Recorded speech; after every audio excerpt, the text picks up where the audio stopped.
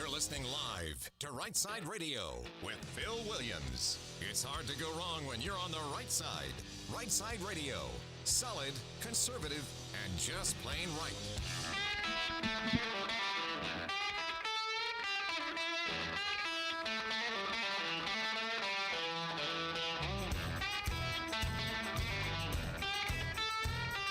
Alabama and Tennessee syndicated news talk leader, Rightside Radio. Phil Williams here live in the Rightside studios, man. We got the local, the state, the national, covering down on all the issues. And oh yeah, like the dude just said, solid, conservative, and just plain right. Well, welcome to a Meatloaf Monday, because it's all about food. You know what I'm saying? It's a Meatloaf Monday, so hit me some meatloaf, man. I think I'll try the meatloaf sandwich. Do you know what that is? Yes, meatloaf. What is it? I'm only asking in case I have to describe it later to a doctor. Look, it's nutritious. It's delicious. Made out of meat. Add ketchup if you want. I couldn't care less. Happy Meatloaf Monday. And pushing the buttons on the board and already hungry, I'm sure, is JP. Hey, man, how are you? Yeah, I'm more than hungry now. Every time. Big sports weekend. It was. War Eagle. Roll Tide. They both got the win. I'm saying, man, it was something else. Saturday and then Sunday with the NFL games, it was awesome. I think that the Auburn-Tennessee game, though, has to be like one of those that pins and needles kind of games where you're down to the wire and the three-pointer goes in and the crowd goes wild. And I think the largest lead at any point in the game was 5. So it was back and forth the whole game. That's legit. Yeah, it was. And then Bama over LSU, right? Bama did their business as well. So it was a great weekend for both teams. And then you predicted the Bills, didn't you? Yeah, the Bills got hosed by the refs, though.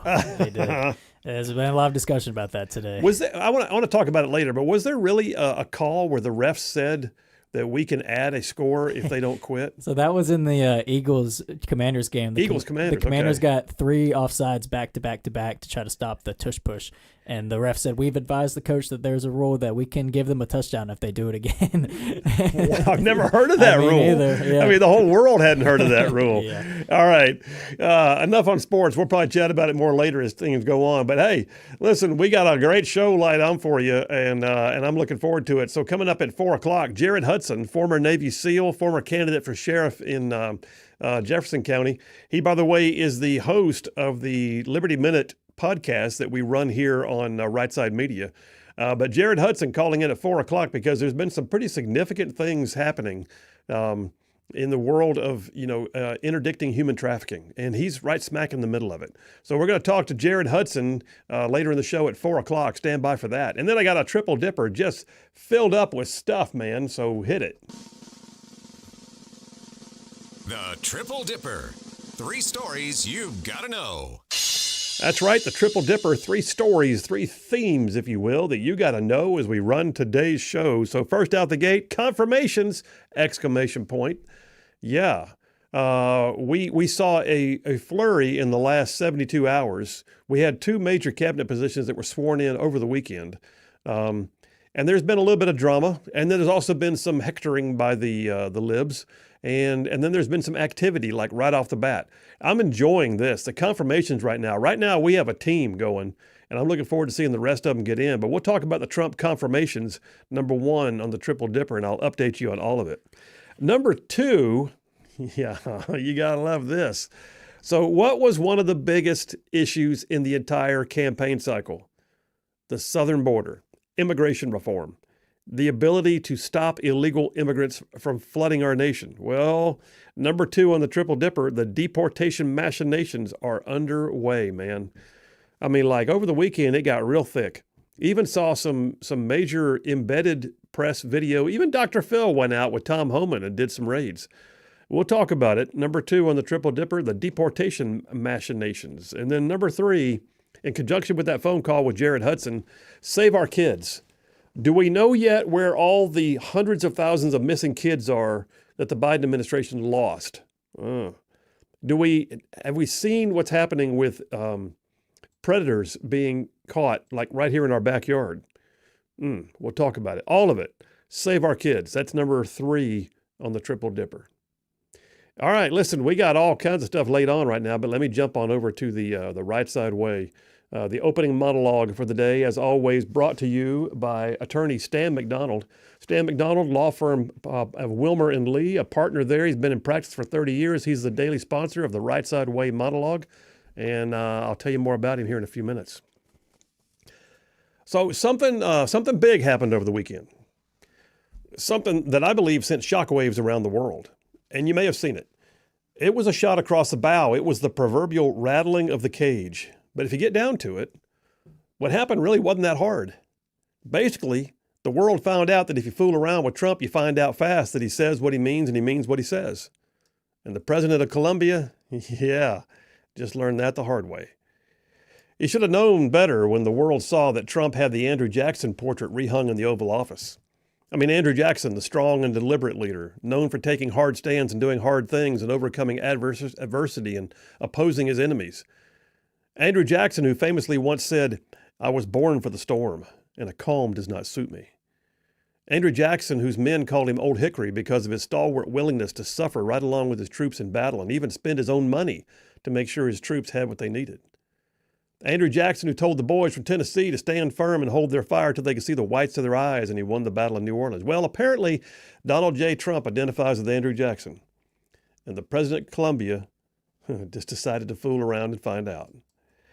So let me start, though, by reminding y'all of something that I told you once before, to lay the foundation for where I'm going next. I have to say this. You see, I married a sassy woman. I did. It's true. My team overseas often referred to my sweet, demure Southern wife as the Sergeant Major, because she was the only one who could say things to me that needed to be said sometimes. More than once, Sergeant Borden would look at me in Baghdad and ask, "Sir, am I going to have to call the Sergeant Major?" And I'd laugh, but he was also serious. And one of those examples of this, I have to tell you about a phrase that we use in our house because of her. So one of my favorites that has come about in recent years that is said all too often and yet not enough by my sweet, sassy wife. She'll correct me on something, or she'll tell me my favorite old shirt doesn't look right, or that I have to actually shave for church or something like that, or that I need to stop working late. And when I look at her like I'm about to say something back, she'll just point a finger at me and emphatically say, "I say what I say." And that's the end of it. Like, that's it. No reply warranted nor desired, apparently. The final word has now been spoken. I can try to argue, but she can't just say what she says me like that until I've had my own say, which usually gets me a second round of "I say what I say." But with a smile that is totally disarming. And yes, I did in fact marry a sassy woman, and I wouldn't have it any other way, to be honest. But the "I say what I say" is a phrase that we might use in our family, but how often do we see that in real life? I mean, we don't always get folks who are willing to say what they say and stand by it. Sometimes that can be a matter of deception. I mean, maybe they say one thing and do another with intent to deceive, and this is not meant to mean that you might not have to develop your position, a little bit as facts arise or when you gain a better understanding. That's different. That's wisdom. That's humility. I'm talking about those times when you know that your position is correct. It's a matter of fact. It's a matter of principle. It's a bedrock belief. And you say what you say with the same confidence. But the opposing side doesn't always like it, right? And too often we see that confidence erode on the spot when opposition begins their pounce. I know sometimes it's simply a matter of having a fear of standing their ground. I mean, literally, they say what they say, but can they say it twice? Can you say what you say, but when your questions still hold your own? Can you stand by your views, your beliefs when the going gets tough? When cancel culture comes knocking, and believe me, it will, can you say what you say no matter what they say? But this past weekend, y'all, this past weekend was an example of "I say what I say" on the international level. So if you haven't already heard the story, let me just lay it out for you. What we know is the Department of Homeland Security has already begun rounding up illegal criminals, conducting targeted raids all over the nation. Sanctuary cities are having a come apart because Tom Homan keeps showing up with warrants and doing what he said he'd do. And the deportation flights have already begun. Planes are actually departing U.S. airfields as fast as they can fuel them up. And over the weekend, 2 plane loads of Colombian illegal immigrant criminals lifted off to return their passenger cargo to their country of origin. Somewhere in mid-flight, the socialist El Presidente of Colombia decided he would not accept them. Colombian President Gustavo Petro decided he wasn't going to take his own criminals back, so he denied the plane's access to Colombian airspace. Okay, well, Trump said what he said, and apparently he meant it. So in a statement that was issued immediately without hesitation, President Trump called out President Petro and announced that the U.S. would be placing a 25% tariff on all Colombian exports to the U.S. And if the policy didn't change within 1 week, the tariffs would be increased to 50%. Listen, y'all, Colombia is the U.S.'s third largest trade partner in Latin America with a trade balance in excess of $33 billion annually. Everything from coffee and nuts and petroleum products to bananas. Not only that, though, not only did he threaten the tariffs and say he was really going to do it and began putting it all in motion, he also shut down all visa applications from Colombia, and he threatened to expel their diplomatic staff from the U.S. Within an hour, the president of Colombia caved. At first he tried to blow up and claim he would enact his own tariffs, but that went away like smoke in the wind. He caved because he knew that Trump said what he said, and he meant it.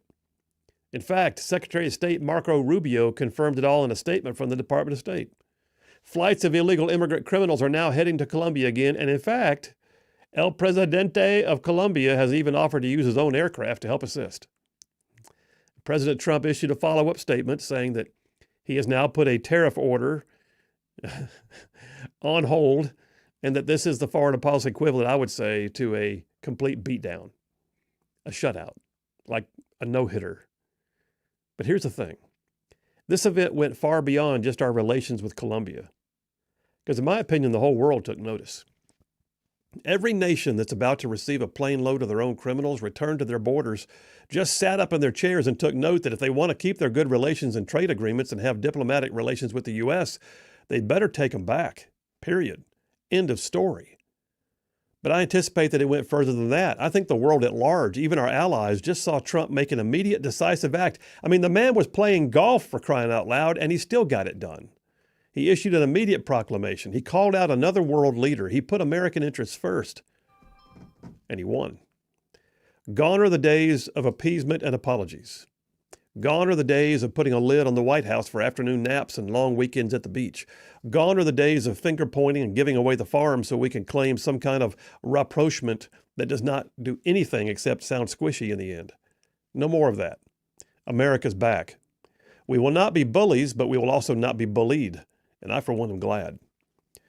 We needed that person who was battle-born and heavy-tested, someone who was willing to lean into the wind, set their face like flint, and dare to oppose enemies while also mentoring those that they lead. Someone who, like Andrew Jackson, can say, I was born for the storm, and a calm does not suit me. So basically, Donald Trump just looked at the world, pointed his finger, and said, I say what I say. And that's a wrap for the Right Side Way. Yeah, Charlene says that to me sometimes. The I say what I say thing. But y'all, I'm telling you, that's exactly what you just saw. The president of Colombia fooled around and found out when Donald Trump said, I say what I say. And he backed down quick.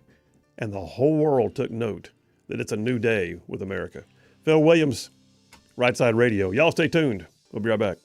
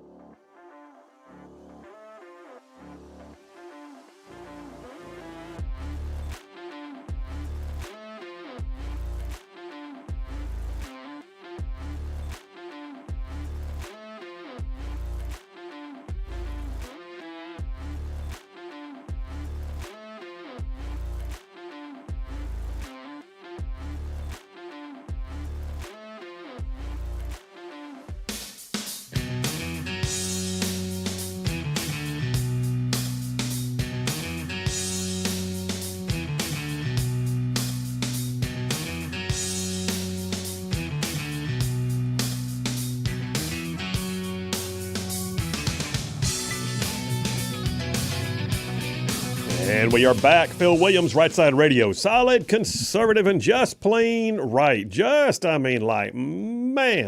the world one soundbite at a time. All right, so we are back right now. It's Meatloaf Monday. Text lines, 833-687-4448. That's 833-68-RIGHT. Text it or call it. Same number for both. Text line is still struggling, though, right now. Just be aware that our texter machine apparently is down momentarily. We'll reboot it. It'll be fine. It'll come back. It'll come back It's eventually. gotta. It had a long weekend. It's gotta. It had a long weekend. You had the long weekend. Yeah, I did. That is all self-imposed. Yep. I do not want to hear complaints. 100%. All right, hey, listen, all kinds of stuff going on here. I got to tell you, though, about attorney Stan McDonald. So Stan McDonald, I know him personally. I think the world of him. He's the sponsor of the daily Rightside Way monologue. Stan McDonald, a partner at the law firm of Wilmer and Lee in Huntsville. He's a 30-year veteran in the practice of law in North Alabama. And look, not only will Stan advocate and fight for your legal needs, but I happen to know personally that Stan has been a warrior on the things that Rightside ruffians care about in the cultural, political sense for years. So attorney Stan McDonald, he has represented his clients in literally thousands of real estate transactions over the years. He can represent you in state, local, and federal courts. And I like to say, when Stan McDonald is on your side, you will have no greater friend, and your adversaries will have no greater foe. So the bottom line is this: if you want an attorney in the Huntsville region, let me just give you his number. You ready? I'm going to tell you how to reach out to him. Attorney Stan McDonald, law firm of Wilmer and Lee, an America First family man. Here's his number: 256-479-3020. That's Stan McDonald, 256-479-3020. And tell him you heard about it on Rightside Radio. And then here's that ridiculous disclaimer. You ready? No representation made. The quality of legal stories being forwarded is greater than the quality of legal stories before with other lawyers. That was a good one. It was. That was a real good one. We're going to have to record that one. Oh, my gosh. All right. So the text line came back? Mine did, at least, yes. Oh, well, yours did. Oh, thank you. We have two different screens here, so let me just go ahead and reboot mine and see if it's back. If you want, in the meantime, I can read out a couple of them. Something's happening. I see it. It's coming. Okay, anyway.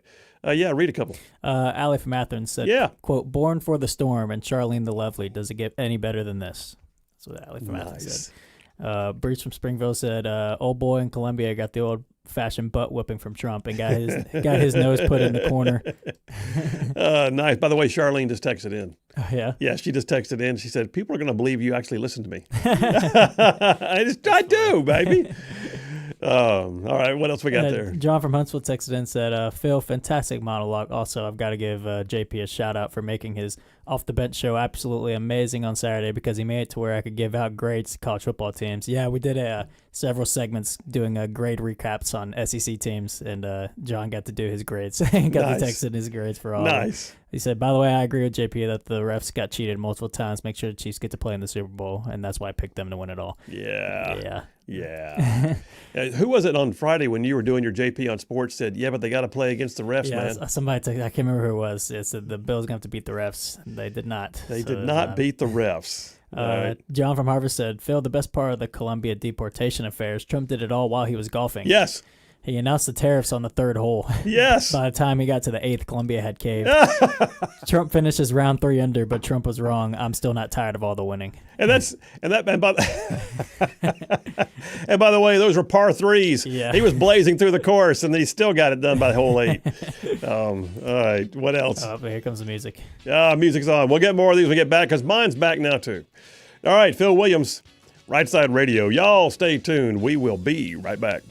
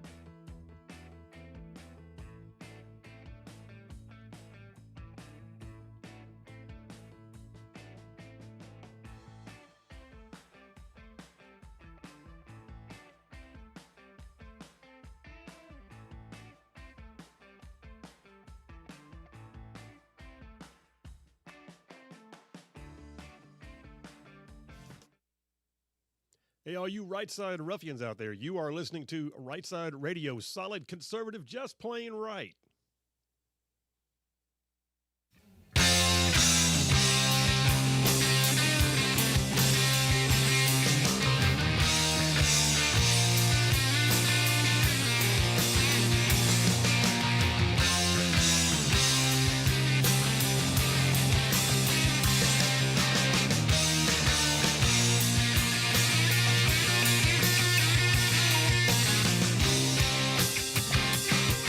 And we are back. Phil Williams, Rightside Radio, solid, conservative, and just plain right. Just covering down on some major ground across the southeast U.S. of A. I'm talking about from Huntsville back over to Chattanooga. I'm talking about from Tuscaloosa back over to Gadsden. I'm talking about big old patches of Georgia and Mississippi all thrown in just for good measure.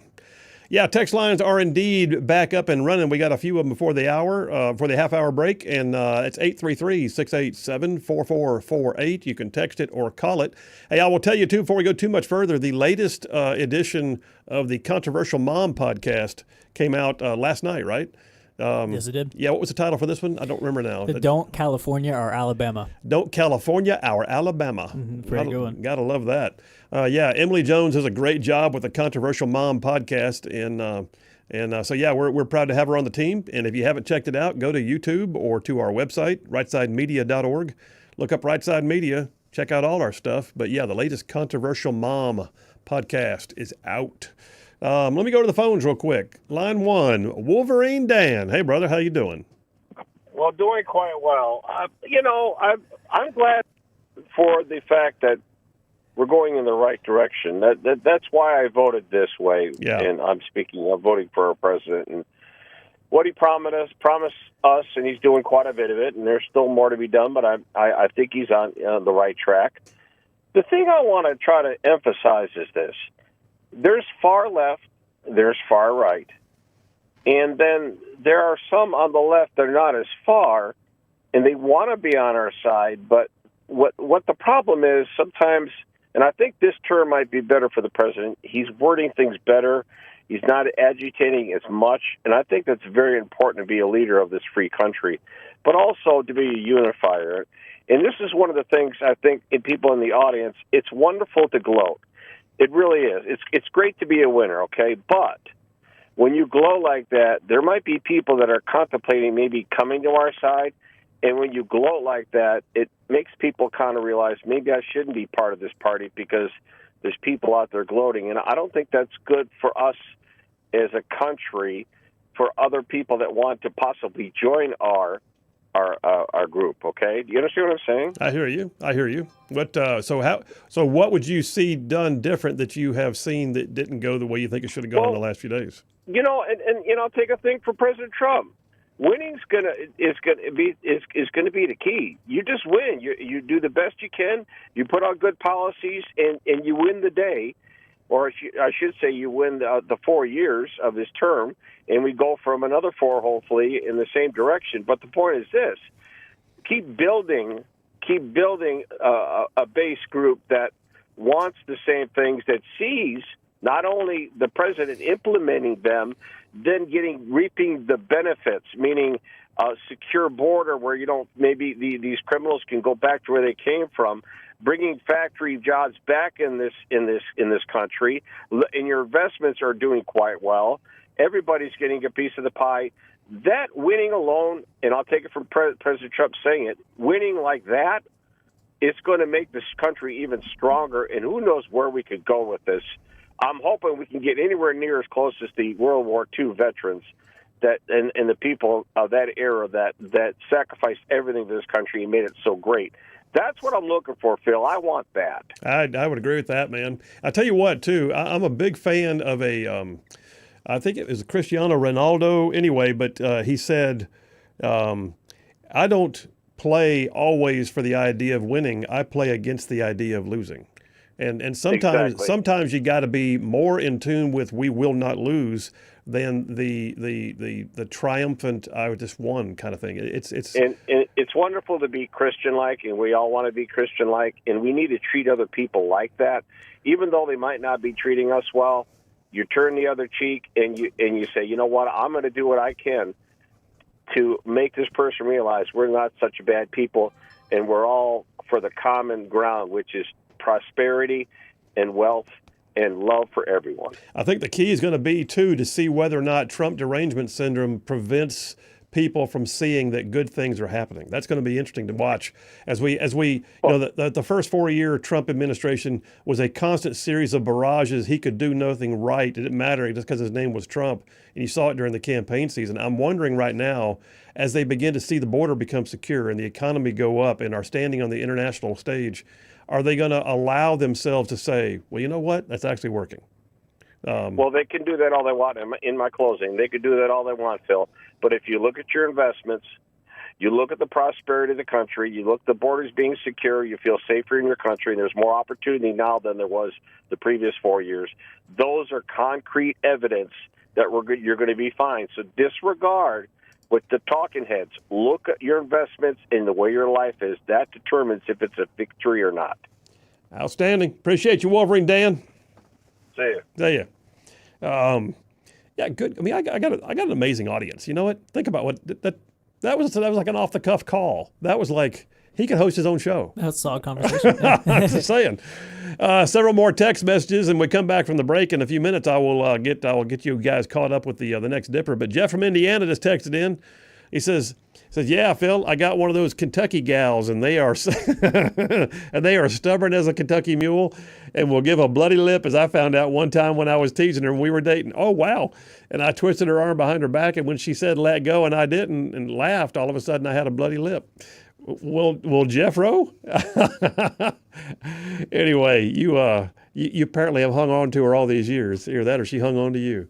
Rhett from Danville, Alabama says, kind of like this guy, I have spoken, period. And he shows us a picture of one of the characters from The Mandalorian saying, I have spoken. Perfect. JT Lacey Springs says, I suspect other coffee and tea countries would have jumped in with both feet to sell goods to the U.S. if tariffs had been enacted. Yep. Probably true. It's like they see like they act like, oh, we can't get coffee beans any longer from anywhere. There's going to be no coffee anywhere. It's like, there's going to be coffee. Yeah. It's like, first of all, Colombia's they're going to fold. And then if they don't for some reason, then I'm sure America's going to find a way to get coffee. Listen, Colombia, and by the way, Colombia's biggest export is actually petroleum products. They are a petroleum net exporter, and we're one of their biggest customers. So yeah. And, you know, there was a time when, and it still is, narco trafficking in Colombia, you know, the Medellin cartel and all that was just a massive, massive issue. And we helped them clean a lot of that up. It's still there, but we helped them clean a lot of it up to the extent that we actually have relations with Colombia that are pretty solid, generally speaking. But this new socialist president they've got, Gustavo Petro, yeah. And I'm willing to pay a little bit more for a short period of time for foreign policy. If it takes getting these people out of our country. Luckily, so far, we haven't had to. Exactly. Although, how many times have you seen liberals, even including liberal Mayor Randall Woodfin from Birmingham, saying, so the price of eggs hasn't gone down yet? He's been in office for 5 days. Yeah. I mean, today's 1 week. Yep. He has literally been in office for 7 days as of 2 hours ago. It's just, come on. It's coping. That's every time I see it, that's what I think. It's lack of coping. It's just coping. Yeah, their inability to cope. Red from Tony, Alabama says the fool around and find out season is underway. Yes, it actually is. What else we got here? I had to refresh. I don't know what's going on with our texter. Why is it doing this to us lately? I don't know. JT Lacey Springs again and said, we already got that one. And Red from, that was the last one. Okay, so I'm caught up. I refreshed for no reason. All right, listen, we're going to be doing a whole section here on the confirmations, but if you did not see it, this past weekend there was a flurry of stuff related to the existing nominees, some of whom have yet to be confirmed, but there was also, oh, by the way, a flurry of stuff from those who did get confirmed. Christy Noam, I'll talk about that in a minute. She is now on the job as of Sunday. Pete Hegseth now on the job as of Saturday morning. And listen, they're already making waves. And then you've got Secretary of State Marco Rubio, the Colombia thing. He's all in, brother. And he's also taking his very first trip, and I'll tell you about that in a few minutes, down towards Latin America, and I'll tell you where. All that to say, the Trump team got busy and got busy fast. And we got some serious hearings this week. I mean, some of the most contentious hearings in all of the nominees are going to be this week. The ones that the Democrats have been salivating for, the ones that they can't wait to make sound bites over, the ones that they don't know if they can block, but they're going to do all they can. So yeah, we got some big doings coming up with the confirmation process, but so far, the Trump team, every time they get on the job, they just start getting busy, and I would want nothing less. I mean, think back to the last 4 years. Do you even know who some of the cabinet members were? I mean, there were some like Mayorkas that we knew just because we were always aggravated with him. And then there were some like, Merrick Garland. Okay. Who exactly was the Secretary of Defense? Oh, that's right. It was Lloyd Austin, the guy who went AWOL twice while he was on the job. It's been an amazing 4 years. But what we're seeing right now is that a team is coming in, and so far I don't have any complaints. And listen, I'll be honest with you. On this show, I will call the balls and the strikes. I call out Republicans when they need it. I do, and I will. I'll continue to do that. So far, I am pretty freaking happy. I am liking where we're headed. And I love the idea that the world watched Columbia fool around and find out, and they found out hard, and we got something done before he even finished the first 9 holes. Yeah. That's just epic. But I'll say, too, like, there was a lot of big promises in the campaign that at first I was like, that's going to be really hard to do. So I'll, just kind of like in a wait and see mode. And, like, I feel like he's knocked out at least, like, 80% of them within the first week. Yeah. Like, just like that. Just started, at the very least started. I kind of sat back and I was like, all right, well, let's see, because this is going to be, this is the hard stuff to do. And it's like within a week, almost all of them are done. So it's awesome. All right, let's take a break right now. We'll take that first break of the day, first break of this hour anyway, and we'll come right back and jump on into Dipper number 1, the confirmations. Where are we? Where are we going? What's happening this week? I'll tell you all about it. Phil Williams, Rightside Radio. Y'all stay tuned. We'll be right back.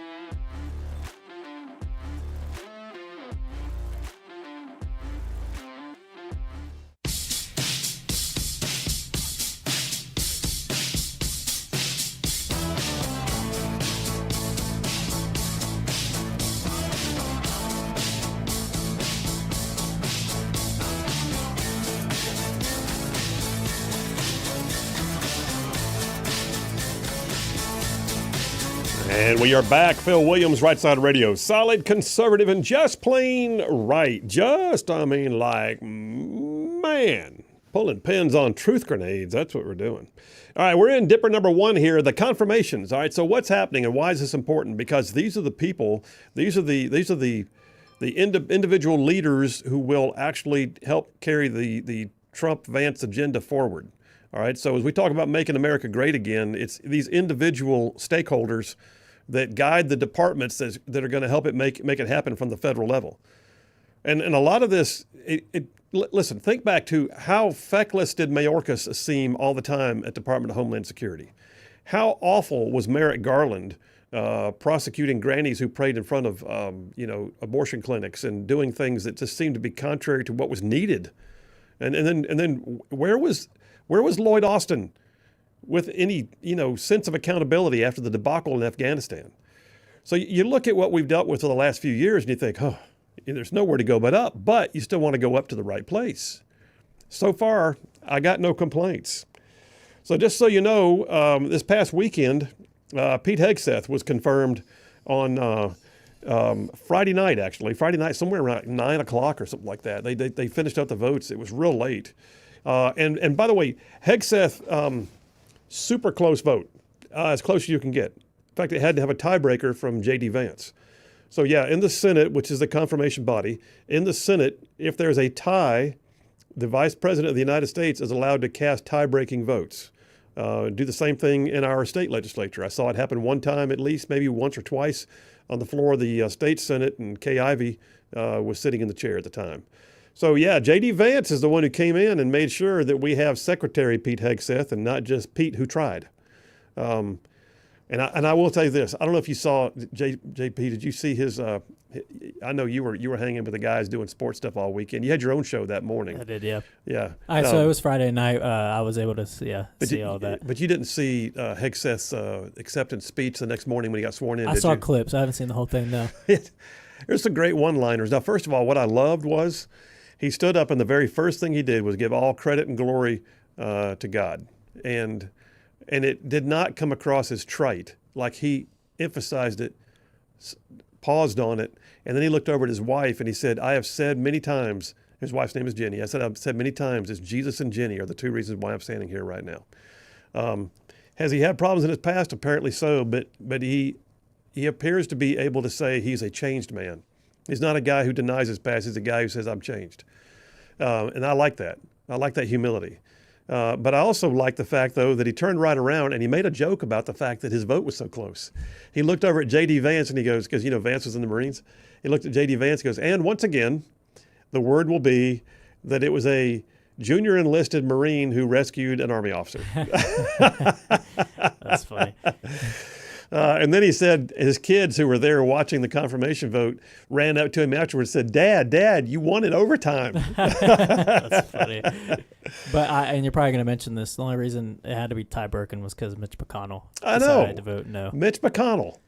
I mean, what the heck? Yeah. Former majority leader of the Senate who knows how important this is, who had no other reason to do it except that, I'm concerned about whether Pete has the ability to handle the job. You know what? Do you have any ability to, or do you have any reason to believe that Donald Trump is not going to fire him if he didn't? Yeah. I mean, the man lives for firing people. We start taking the R's away from these senators' names. Murkowski and I can't remember the other Collins. Collins. Yeah, I thought some of Murkowski voted 70% along with Obama when she was in, when he was in office. It's how is she? She's not a Republican. She's a Democrat in disguise. Murkowski on the Supreme Court votes, she voted against Brett Kavanaugh, and she voted for Ketanji Brown Jackson. What the heck? Anyway, Hegseth made it. He's in. So Hegseth is in, and that's wonderful. Defense Secretary Pete Hegseth. And the first thing he did was come out and say, ain't no mo DEI. I mean, he labeled it. He even sent out a tweet with a handwritten note from him that says, the Pentagon will comply immediately. No exceptions, no name changes or delays. Those who do not comply will not work here any longer. You got to love that. I got to take a call real quick for the break. Sparky from Harvest. Hey, man, how are you? Hey, Phil, and great show, absolutely great show. I'm celebrating in my heart and in my spirit with confirmation of Pete Hegseth. Everything that's gone wrong on downhill with the military leadership in the last several years. Yeah. Like, here's an opportunity to turn it all around.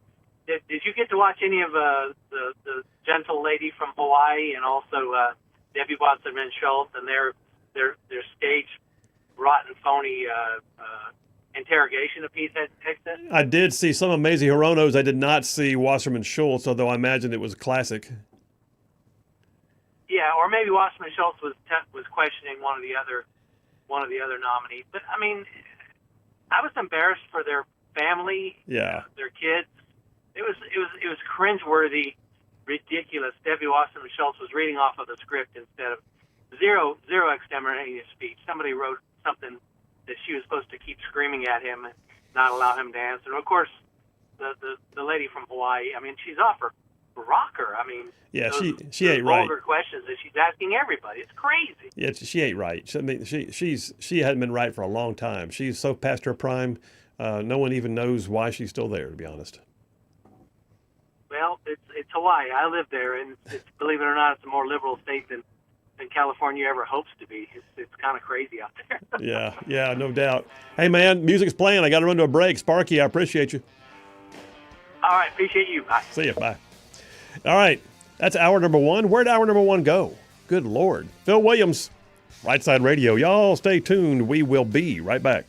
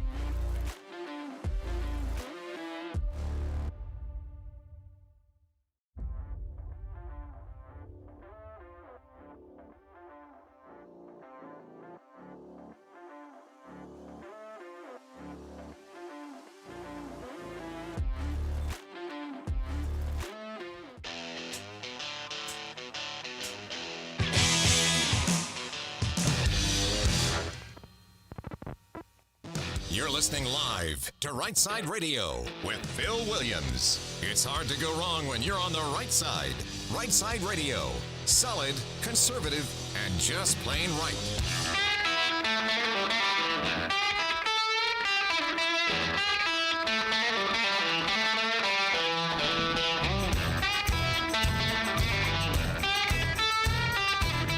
Alabama and Tennessee's syndicated news talk leader, Rightside Radio. Phil Williams here live in the Rightside studios. Man, we got the local, the state, the national, sometimes the international, and oh yeah, like the dude just said, solid, conservative, and just plain right. Well, welcome to hour number 2 on a Meatloaf Monday. So I'm in dipper number 1 here. I'm talking about the confirmations, and we were talking about Pete Hegseth a minute ago. You told me something that I hadn't seen yet, but I'm loving the sound of it. So Hegseth, brand spanking new Secretary of Defense, who, by the way, was a Army officer in recent times, like he just resigned his commission or retired, I think, and put his papers in back in like 2017. Same year I did, as a matter of fact. I think he got out as a major of the National Guard. But what did he say today? So he was going into the Pentagon and he was talking to the press. It was like a 3-minute video. And during that video, he talked about how there's going to be executive actions today and this week to get woke and DEI out of the military. Yeah. And then he says, that this is for the troops and for, every American soldier. And then he stops and I love that. He stopped and took a point to look at all the press when he said this. He goes, and including all the people at Fort Bragg and Fort Benning, and so alluding to that, their names will be coming back. Yeah, so the whole like wokeness CRT, oh my gosh, we can't have anything that may be tied to something that was Confederate 150 years ago. Renamed the legacy bases of Fort Bragg to Fort Liberty and Fort Benning to Fort Moore. Now, I'll be honest with you, Fort Moore, now first of all, I spent a lot of time at Benning. It's always Benning in my mind, it just feels wrong not calling it Benning. I mean, as much time between the infantry officer course, the battalion commander's course, the ranger school, jump master, pathfinder, airborne, all these schools. I mean, I was in and out of Benning for years, and now it's not called Benning, so it's weird. But it was named after Lieutenant General Hal Moore, who was a hero. He's one of my personal heroes, so I can live with it. But Fort Liberty, I mean, that sounds like a grade school. Like, okay, children, we're going to have a contest who comes up with the best name to rename Fort Bragg. Yeah. And it's Liberty. So I bet within the week, at least, I don't know if it'll be executive order or whatever, but I think that process will get started soon. I think the one thing that I'm wondering is going to slow them down on that is the fact that I believe that Congress enacted the law that created the naming commission, and I don't know if the executive orders can change what a congressionally appointed committee chose to name. I don't know. Yeah. But we'll see. All right. The other thing that just happened, by the way, that I thought was this funny is, aside from getting rid of DEI and in sort of bowing up, if you will, in terms of what he's expecting his agency heads to do and departments in the Pentagon, it was real clear that DEI is out. And then we had a little incident. A little incident took place at the Air Force Academy, where all of a sudden liberals were like leaping on it. They've taken down the history of the Tuskegee Airmen. This is what taking down DEI does. It was the stupidest thing I've ever seen. It was absolutely a manufactured crisis. You know why? Because somebody was being passive aggressive because we'll show him. We'll take down the Tuskegee Airmen. Do we know who did that yet, by the way? I don't, but yeah, malicious compliance is malicious compliance. That's been the term I never even heard of that until I have not today. either. But yeah, it's basically just what you described, being petty and complying in a passive aggressive manner. Yeah. Malicious compliance. I don't know why, but I like that phrase. Anyway, malicious compliance. Okay, there you have it. Passive aggressive. There you have it. Snarky. I'm losing, so I'm gonna make you feel pain while I do. There you have it. They took down the Tuskegee Airmen. Alabama Senator Katie Britt tweeted out about it and tagged Pete Hegseth in and he immediately responded back, I will look into this right away, or something like that. Mm-hmm. And dang, if that manufactured crisis didn't go away within about 12 hours. Yeah, literally, like within 12 hours or so. I mean, we're moving at the speed of light right now. They didn't have to name a study commission. Mm-hmm. Mm-hmm. They didn't have to go ahead and have hearings. They just said, by God, fix it. And it got fixed. So the malicious compliance didn't even last a full 24 hours. No doubt. Hey, the other one that got confirmed this weekend was Kristi Noem. So if you're not familiar, the Democrats are trying to slow roll things, and so the Republicans have told them, all right, we're just going to stay. We're not going home. Just stay for the weekend. We're going to stay on the floor, and we're going to keep going until you guys get out of the way. Well, Kristi Noem just passed with 7 Democrats voting for her. John Fetterman, Tim Kaine, Andy Kim, Kerry Peters, Jean Shaheen, Maggie Hassan, and Lisa Slotkin. All right, so those 7 Democrats joined all of the Republicans, and by a 59-34 vote, Kristi Noem became the new Department of Homeland Security Secretary. Something weird happened. I don't know the story on this, and I'm not sure if it was anything, some evil intent or not, but she did not get what I would call a good swearing-in ceremony. You know, like Hegseth had the vice president there. They had a small gathering, had his family there. Something about she had 3 attempts to do a swearing-in ceremony, all of which kept getting canceled because of so-called scheduling conflicts. I don't know what that means. She finally went over to Justice Clarence Thomas's house and was sworn in his living room. But she's in. Yeah, I think I think Hegseth was just a bigger, I got a lot more headlines, I would say, than that. But she still deserved her, proper. She's still replacing Mayorkas, man. Sure. I mean, like she's a hero just for that alone. Build a statue in her honor just because she replaced Mayorkas. So nowhere to go but up. Anyway, she got the backing of people on both sides of the aisle. Keep in mind, she's not just the immigration person, right? Her department has already been very active. Tom Homan is out there getting some stuff done, which we'll talk about in more detail in a minute.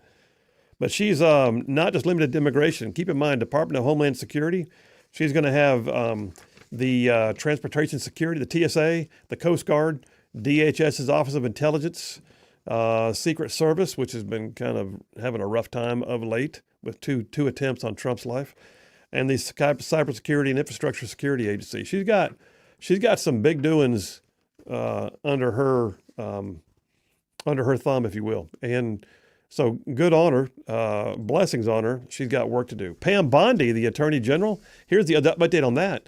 Right now, you've got Senate Judiciary meeting got canceled on Wednesday after Democrat minority office placed a hold on Bondi's confirmation. So they can do procedural things. It's kind of like filibusters. It's like you have to get past, and if they're allowed to place a hold, they're doing it right now. With Bondi, what are they worried about?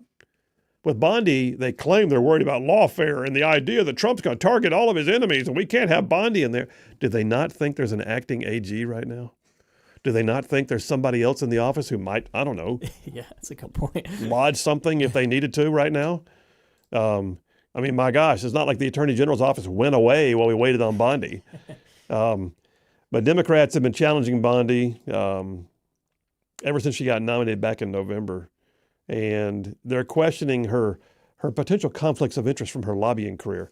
Have they looked at where some of the previous appointments under, like, I don't know, Obama and even Biden came from? I mean, they hauled them right out of lobbying world. They hauled them out of corporate America.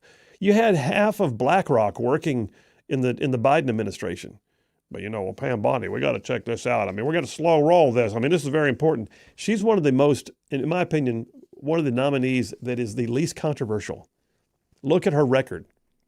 It screams, make me Attorney General.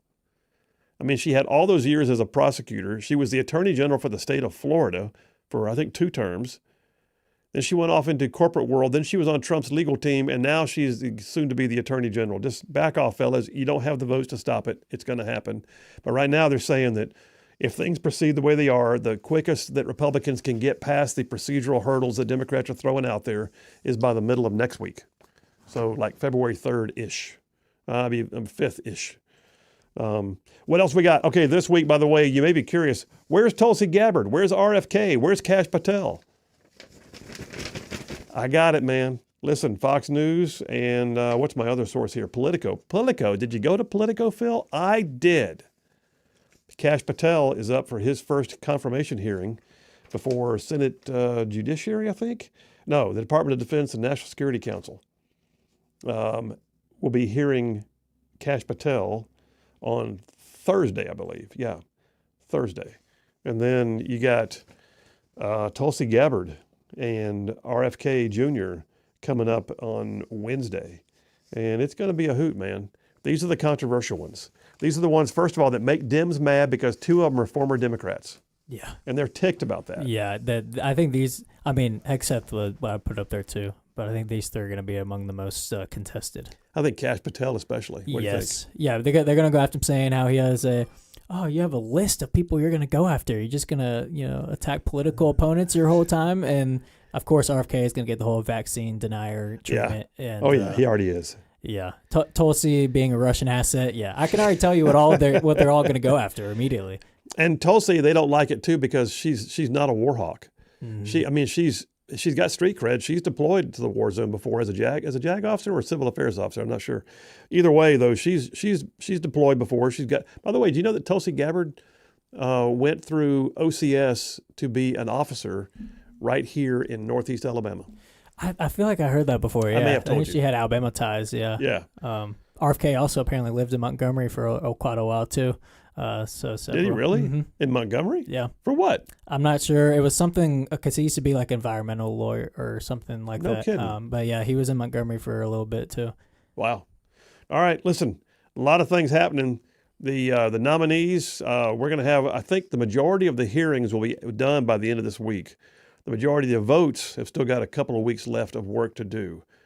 But at this point, unless something untoward happens, unless somebody pulls out pictures of somebody that they had in a drawer somewhere, we're going to see the Trump team in place by mid-February, I would say. That's what it looks like. Or if there aren't any more Mitch McConnells that want to jump boat and make things interesting when they shouldn't be. Like we have the majority. So it's almost like if every Republican just got on board, it would be easy. But nope. Can't do that, apparently. Every Republican pretty much is on board except for the usual suspects. Yeah. The ones who you wonder, are they really Republican? I can't tell because I look at your vote record and I can't tell. Mm-hmm. Anyway, all right, we're taking a break. Take a break right now. We'll come right back. We're going to switch gears. We're going to jump on into the deportation machinations. Y'all, Tom Homan has been a busy man. I'm not sure he's slept in a week. Phil Williams, Rightside Radio. Y'all stay tuned. We will be right back.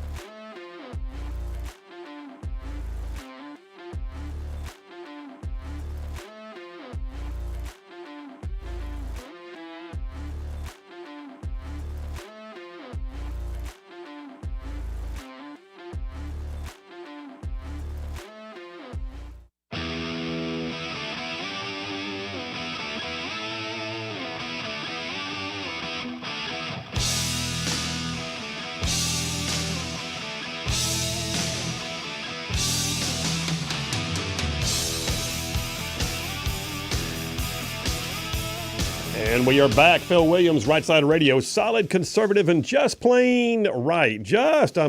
Man, pulling pins on truth grenades in here. That's what we're doing. I got to jump into the next dipper here momentarily, but let me just do this. I see I got a call already from Jeff Rowe from Indiana. Jeff Rowe, how you doing, buddy? I'm north of Nashville, so I'm doing real wow. well today. What the heck, man? Yeah. It's not even. We're halfway through the show, and you're already north of the quagmire. Traffic wasn't bad, is all I can say. Well, hallelujah! It must be a meatloaf Monday everywhere. Well, no, but I ran out of pickled eggs, and with the price of eggs right now, I might need to start a GoFundMe so I can get some of them boogers back. Hey, this might be the best thing for your health, brother. I mean, just listen, you don't need all them pickled eggs. Come on. Yeah, I can no longer afford my pickled eggs. Oh, no. Eggs were never meant to be pickled. That's what I know. I just hope they don't have a fish shortage. I will be in trouble. What do you think about all the confirmations so far? I think it's wonderful. But have you heard what happened today, though, in the military? You should be pleased. Tell me. They banned transgenders from the military. I heard that there was a executive order pending. Did it already happen? As far as I know, it's already. I mean, I don't know if they're going to kick the ones that's in there out. They've got about, I think, upwards of around 1,500 of total. But so apparently we're going to not have to sit there and pay for all these people who just want to go to the military to get their trans surgery done at the expense of our people, and have to take care of them for the rest of their lives instead for non-deployable people. Yeah, I'm looking right now. So Fox has got a story saying he's expected to sign such an order today. I don't see where he signed it yet. JP, have you seen where he signed it yet?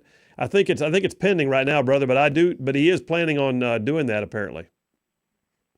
Yeah, and none too soon. I mean, it's like, well, let's get the schizophrenics in the military. Why don't we invite those people in too? I mean, these people have a mental illness. Yeah.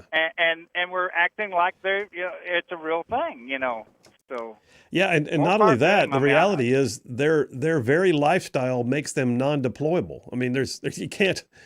Why are you in the military if you can't deploy to a war zone when needed? Yeah, I mean how would they bunk together? Wouldn't that be fun?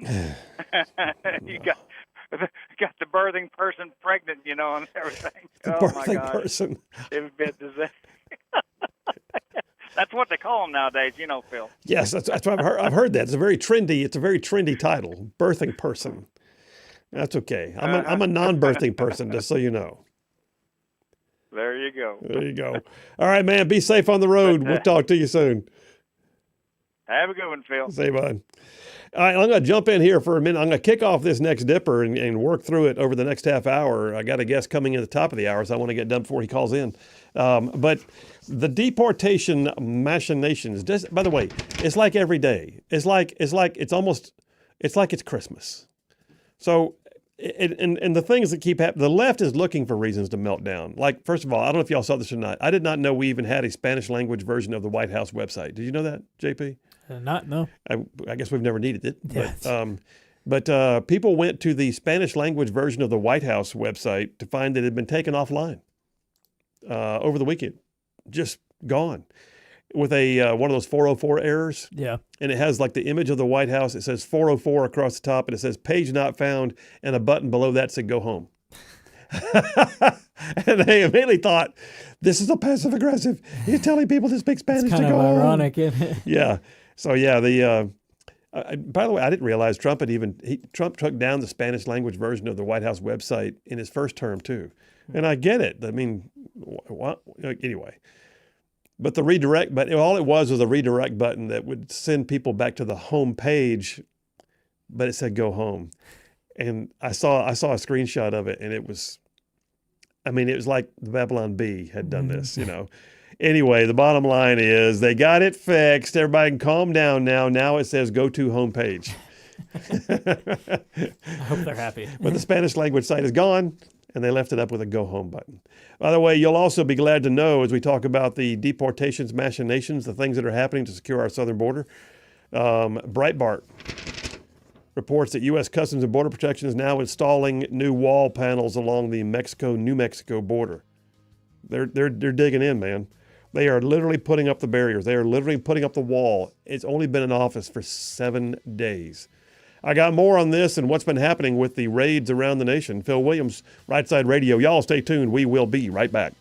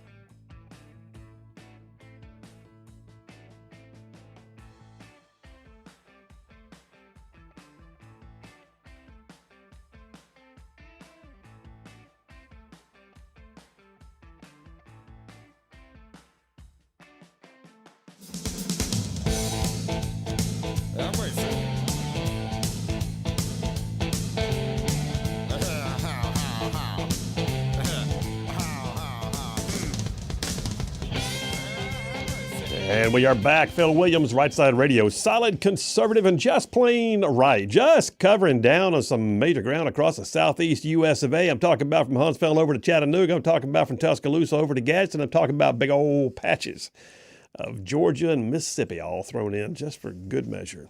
All right, listen, by the way, in case you did not know, Rightside Media is the parent company of Rightside Radio. So if you're listening to us right now, we are just one production right now of a larger company. There's a lot of stuff we got. I'd encourage y'all to check it out. We've got Rightside Media being the parent company that holds Rightside Radio. We've got the Liberty Minute podcast with former Navy SEAL Jared Hudson. We got my other podcast called The Right Philosophy. We got Emily Jones, the Controversial Mom podcast. We got Birdman, the Right Click podcast about tech and gaming. And there's more coming. We got some stuff in the works right now I'm pretty excited about. But we also have a lot of written stuff. I mean, so it's a full-service media conservative content company. Check it out. I want to ask you to check it out at rightsidemedia.org. And then you can stream us, online. Like Charlene, my lovely wife, she listens to the show more often than not on her phone. You can stream us online. A bunch of y'all are already streaming right now through X, either at my account, at SinPhilWilliams, or at Rightside Media's account. You can also find us on YouTube. You can find us on, Rumble, on Twitch, on our website. Our website, and hopefully soon in the works, Facebook Live as well. Yeah, so all the things. Listen, just go, and by the way, do us this if you don't mind. We're a growing company, and every one of those platforms that we're on, they actually have like levels you have to reach for that allow you to do the next things. If you go to one of those platforms and you're listening to the show or watching a podcast or whatever, if you wouldn't mind, please hitting subscribe or follow or like or whatever the case may be on that particular platform. It actually helps us a lot as a company, and it would mean the world to us to do that. You guys put us over the top on YouTube, and we hit over 1,000, and now we're pushing 1,200. But the more of y'all that do it, the more we're allowed to do by those platform owners. So anyway, there's all that. Rightside Media, rightsidemedia.org. That's all our stuff. I'm in number 2 of the Triple Dipper, Deportation Machinations. So you may be curious to know what's going on around the nation. Have you heard about Chicago? Well, I thought they were a sanctuary city. So freaking what? That's where we are. So Tom Homan's out and about and busy.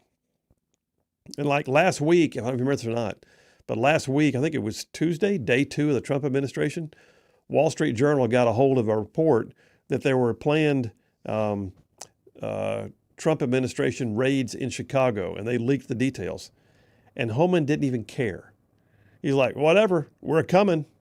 And they went and did what they had to do.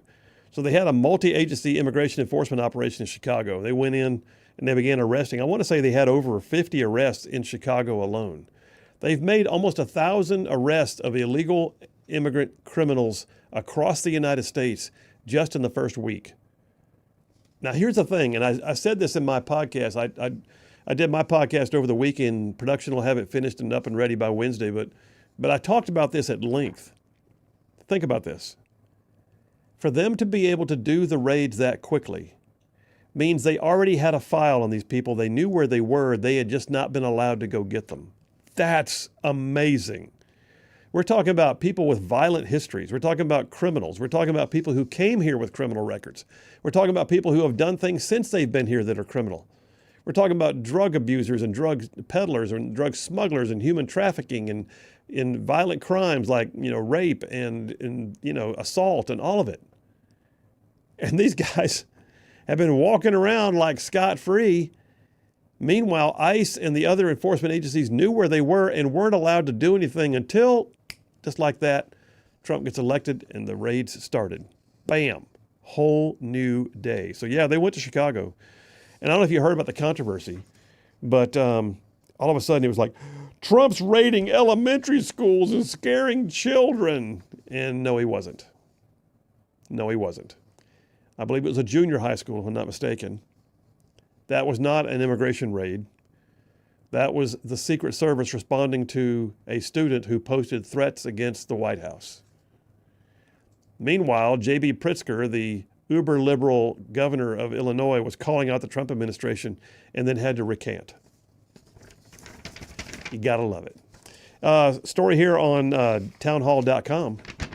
mass deportation raids have begun in Los Angeles. But I thought they were a sanctuary city. They are. And we don't care.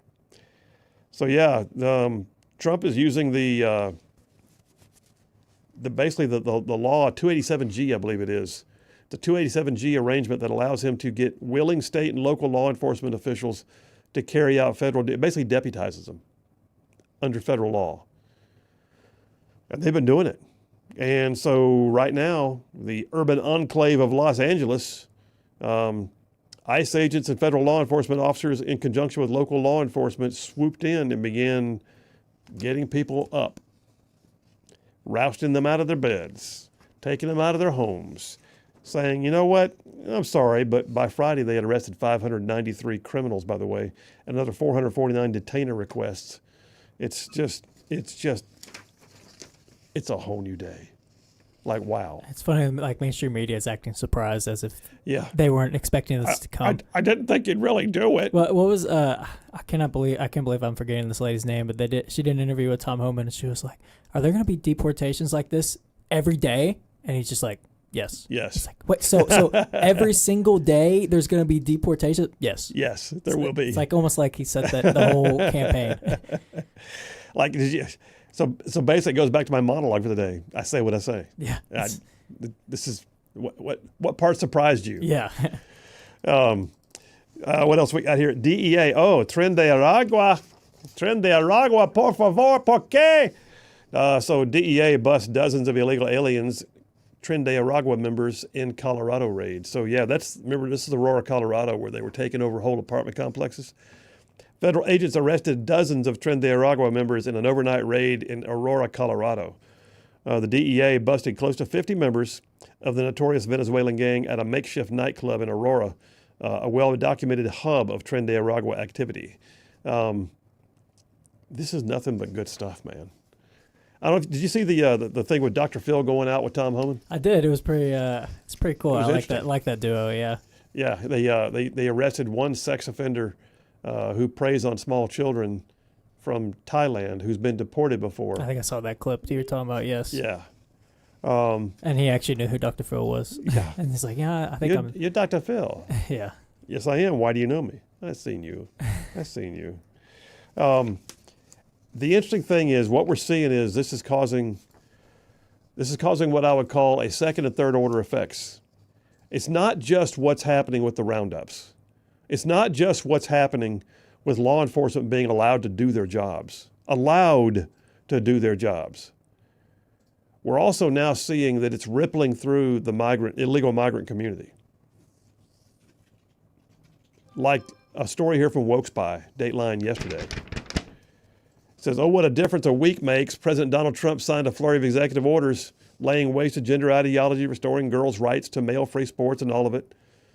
And the man campaigned on stopping illegal border jumpers. And then he says, major media, sort of what you said a moment ago, are signaling shock and horror at the very idea of deporting illegals.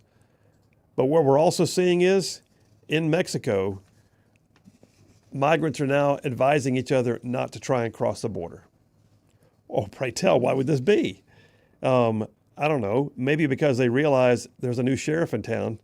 Yeah, Libs of TikTok brought us a clip. The illegals themselves know what time it is. One guy quoted as saying, I don't recommend to cross, as he sadly walks himself back into Mexico. That's nothing but goodness. I can just picture that. Like tail between his legs, slouching. I wouldn't do it.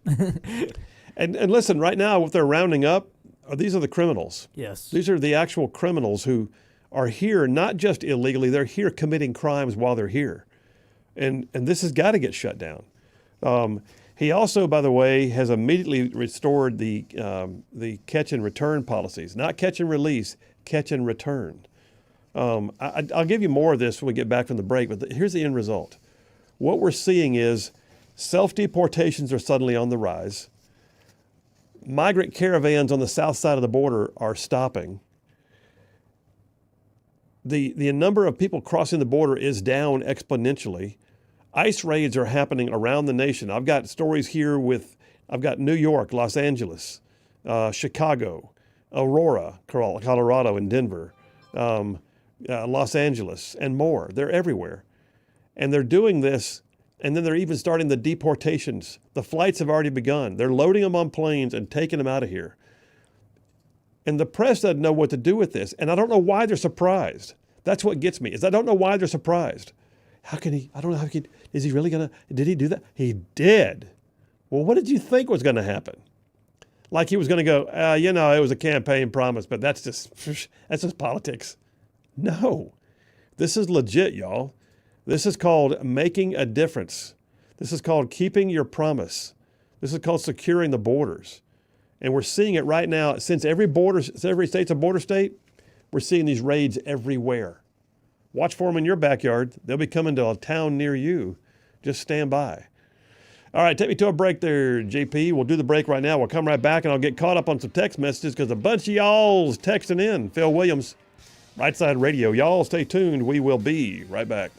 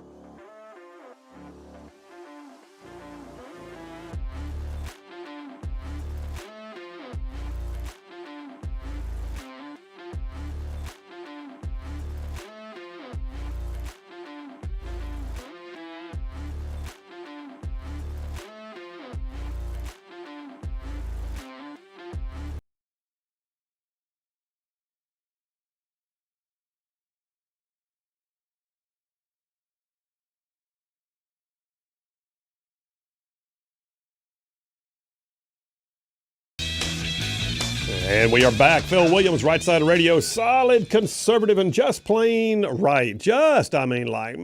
Making common sense like a superpower. All right, by the way, don't forget, the rightsidemedia.org website has all our stuff on it. And I will let you know that we are very close to opening up the new merchandise store. Ha ha. We got shirts, we got hats, we got coffee mugs, and we even have bulletproof influence highball glasses, which may be my favorite thing. They're pretty awesome. They're pretty awesome. So I like to say on the show that Right Side Media has bulletproof influence. And so I came across a company called Benshot. And Benshot makes glasses in which a bullet is embedded in the glass as if you got shot but did not go through, meaning it's bulletproof. It's Benshot and it's bulletproof. And they now have the engraved Right Side Media logo on them, and they will all be on the Right Side merchandise website very soon. I got a bunch of text messages. Let me clean up on some of those. Brian S. from Huntsville says, Sec Def Hegseth has an awesome ring to it. I do like that. Sec Def Hegseth. That's pretty cool. Like it was meant to be. Scott from Russellville says, who on earth made Mitch McConnell is qualified for the position he's been in for entirely too long? I'm not sure. It's a bad sentence. I'm not sure what you're trying to say, but I get it. I say who thinks Mitch McConnell should, still be. Oh, who on earth thinks Mitch McConnell is qualified? Okay. Anyway, the bottom line is Mitch needs to go. Let's put it that way. And he is going, which is why are you being a nuisance now? He's just doing it for his own, amusement, I guess. I don't know, but he's got principles. Yeah. This is about principles. Thomas from Athens says, one Republican senator voted against Hegseth, Mitch McConnell, who is not running again, so he cannot claim he's serving the people of not West Virginia, Kentucky is where he's from. He must be quid pro quoing with some lobbyists or his wife doing it. Anyway, I get it. That's all speculation, Thomas, but the reality is this. It was a bad vote. There's no sense in it. It was not going to accomplish anything, and all he did was jimmy up the works and try to defeat a Republican agenda. And that would have been his legacy, too, by the way, had he done that. Gary from Decatur says, unfortunately, Pete Hegseth has had to amend the DEI edict already at the request of Alabama Senator Katie Britt for issues with Tuskegee Airmen. It was No, that's not amending. No, it's not DEI. Yeah, that's AL.com. Listen, let me just go ahead and clarify for you, Gary from Decatur. Please understand, AL.com is an absolute liberal rag that will do everything it can to try and make the state of Alabama look bad because that's how they consider news to be done.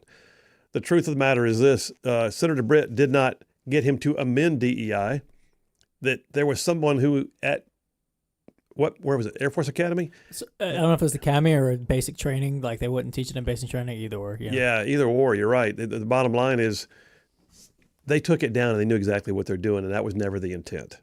So he fixed it. So he said, put it back up, and they did. It was Democrats trying to make Republicans Would you look call racist. It malicious compliance? Malicious compliance. Malicious compliance. So it didn't fall under the DEI. It's history, So this is nuts. David from Buc-ee's says, our son was born at Fort Rucker. His birth certificate says Fort Rucker. It'll always be Fort Rucker to us. Yes, indeed, sir. Yes, indeed. Fort Rucker, Fort Bragg, Fort Stewart, Fort Gordon, Fort Hood, Fort Bragg? Fort Benning. My aunt was Fort born Lee. My aunt was born at Fort Benning. She still calls it Fort Benning to this day. It's Fort Benning, man. It's Fort Benning. In fact, I've got my Ranger diploma on the shelf in a frame. It says Fort Benning. Paul from Decatur. So, hey, Colonel, Paul in Decatur, I have the same feelings about Fort Benning. Too many schools there, but I like Colonel more. And now we have a Colonel Ola Lee Mize Medal of Honor recipient. Yeah, indeed. Absolutely. And Colonel Ola Lee Mize was one of my personal heroes. I hope you heard my story about him. It's in one of my monologues that I just did recently. David from Madison says, I'm truly appreciative Hegseth became the Sec Def, but I'm not sure I agree with changing the names of the Army installations back to their original names. That goes against the whole Doge mission and purpose. It took millions of dollars to change the names to begin with. Now we're going to spend millions and millions of dollars more to change them back. Doesn't pass the make sense test. Okay, that's fair. I guess they could do it a cost assessment. Here's the thing I think they ought to do, though, David. I think they ought to turn it over to the local communities. How does the state of Georgia feel about it being called Benning? What do they want to do? How does the state of North Carolina feel about it called Liberty? If Listen, if they want their state to have the post name back, put it back. How does Texas feel about Fort Cavazos as opposed to Fort Hood? It's a whole lot easier to spell, I can tell you that. But the reality is, maybe get the local buy-in as well. And they can't change it after they do that either. So, Point. Victor from Huntsville says, Phil, Fort Liberty, a fictitious place in the TV show F Troop. Oh, was it really? I did not know that. And if that's the case, that is awesome and all the more reason to change it. John from Minor Hill, Tennessee says, Norm taking Mayorkas's place. Noam taking Mayorkas's place. She has some tough footy pajamas to fill. Can't see her having any problems there. I'm not sure how to take that text, but thank you, John. David from Huntsville says, recess appointments possible. Yeah, so there's the thing. If the Democrats continue to hold this up, we're not there yet, but the Senate will eventually adjourn and allow Trump to do a recess appointment. Recess appointment means if they are out of session, then he can make appointments for up to 2 years in what's called a recess appointment, meaning you weren't here, so I had to fill the bill without you. It's not the chosen way of doing things, but it's a way of doing things. And it was set up so that back in the times of our founders, when everyone went home to their farms and stuff, you could still get things done. In this case, I don't know that they'll do it that way or not. The Senate's already signaled they don't want to do it that way. They want to be a part of the process, and I get it. But if Democrats are going to hold things up, then at some point they'll have to. The thing that we weren't able to see done before was that the majority in the Senate used to be Democrat, and we couldn't get anything done because they would not go into full recess. They would go into a temporary, and they would adjourn at the call of the chair, meaning they left somebody behind at all times so they could pretend they were actually in session and block the recess appointments. Last two, and then we'll go to a break. Steve from Huntsville says, Colonel, who runs the department while confirming hearings are going on? Talking about the SecDef, I believe. If you're you have an acting head in each one of those departments right now. Most of them are people who are seasoned. They have been there a long time. Some of them were appointed by Trump to be actings. He picked among the ranks and picked the one he wanted. Bruce from Springville says, two good types of places to raid are hospital ERs and Chinese restaurants. And on that note, we're going to take a break. We'll come right back. Jared Hudson, former Navy SEAL and host of the Liberty Minute podcast, is going to be on talking about some recent efforts in human trafficking interdiction. Phil Williams, Rightside Radio. Y'all stay tuned. We will be right back.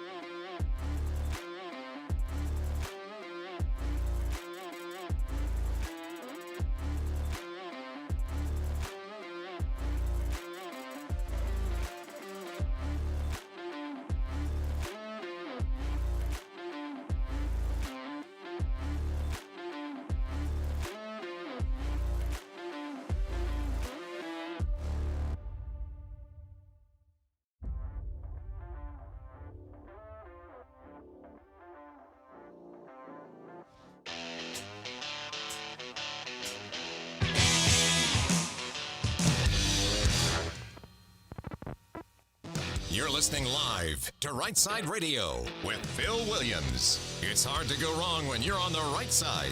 Rightside Radio. Solid, conservative, and just plain right.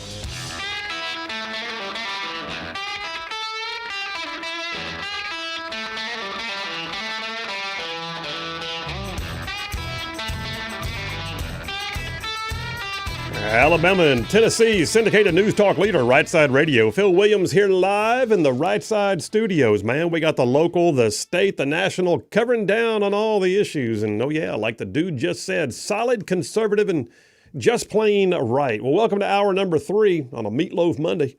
Hey, listen, I've already covered quite a bit during the show. We talked about in my opening monologue about the things that are going on with, Columbia sort of fooling around and finding out real quick that Trump does mean what he said. We talked about the confirmations and those that are still pending in D.C. and how that's impacting operations and or not because things are already happening. And then we just spent some time talking about what I call the deportation machinations and the fact that we've got roundups going on all over the nation right now. ICE is actually hard at work.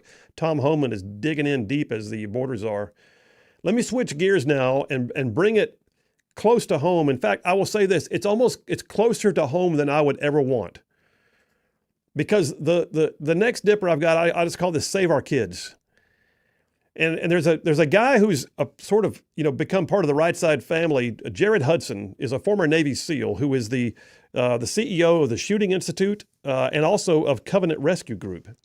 And Covenant Rescue Group is out there in the weeds, y'all, in the weeds, training law enforcement and participating in the interdiction of human trafficking and child sex predator stings. And we've had some recent stuff, like as recently as last week in Huntsville. And I thought, you know what? It's time. I want to hear more about what's going on, especially in light of the fact that ICE is out there rounding people up. They're finding illegals in these sex sting roundups too. So let me bring him in. Jared Hudson, how you doing, man? Hey, what's up, brother? Doing good. How are you doing? I'm good. And by the way, I meant to say a moment ago, you're also the host of one of our podcasts, the Liberty Minute, doing great work there. Yeah, what's funny, and I said it in the last, recording we did, some guy came up to me at like a fundraiser we were doing for Covenant Rescue Group, said, hey, man, I hear you on the Liberty Minute with Rightside Radio on the podcast. Oh, yeah, he said, but you talk for like 15 minutes, so why is it the Liberty Minute when you talk for 15 minutes? I thought that was pretty funny. I put it on you, though, Phil. I said, Phil made me call it the Liberty Minute, and then made me talk for 15. So it's my way. I was an officer, so I always wanted more stuff, right? That's right. Well, listen, man, you guys, I saw an article in 1819 News. There was a big sting operation in Huntsville, and once again, Covenant Rescue Group listed in the thing. Tell us about it. Yeah, so long story short, we did our normal sex trafficking operations program. We did our 40-hour training for Huntsville and about 10 or 15 other agencies that week. And they were from all over the nation. Huntsville hosted it, and then when we were done with that training, we set up and advised them on a 2-day operation where they were able to chat individuals in. Yeah, and so when y'all do that, the perps actually think they're talking to a child, correct? Yes, that's correct. That's first of all, how gross is that? But secondly, you guys got, I think, 9 offenders, I think, were scooped up in that one 2-day op. Is that right? Yeah, there was actually more than 9 offenders, but there's a couple that have a few things pending that I'm not 100% sure why they didn't list those. But, I'll let the agency and the prosecutor's office deal with that effectively. But 9 are what has been listed in the media release. Well, that's huge. And by the way, again, thank you for the work that you do. You guys are all over the place too. I know you stay busy, you stay gone because some of these podcasts you're doing for us, you're having to record 2 or 3 at a time just because you're going to be gone on the next operation. Am I right? Yeah, we're pretty much gone the entire month of February with operations and trainings.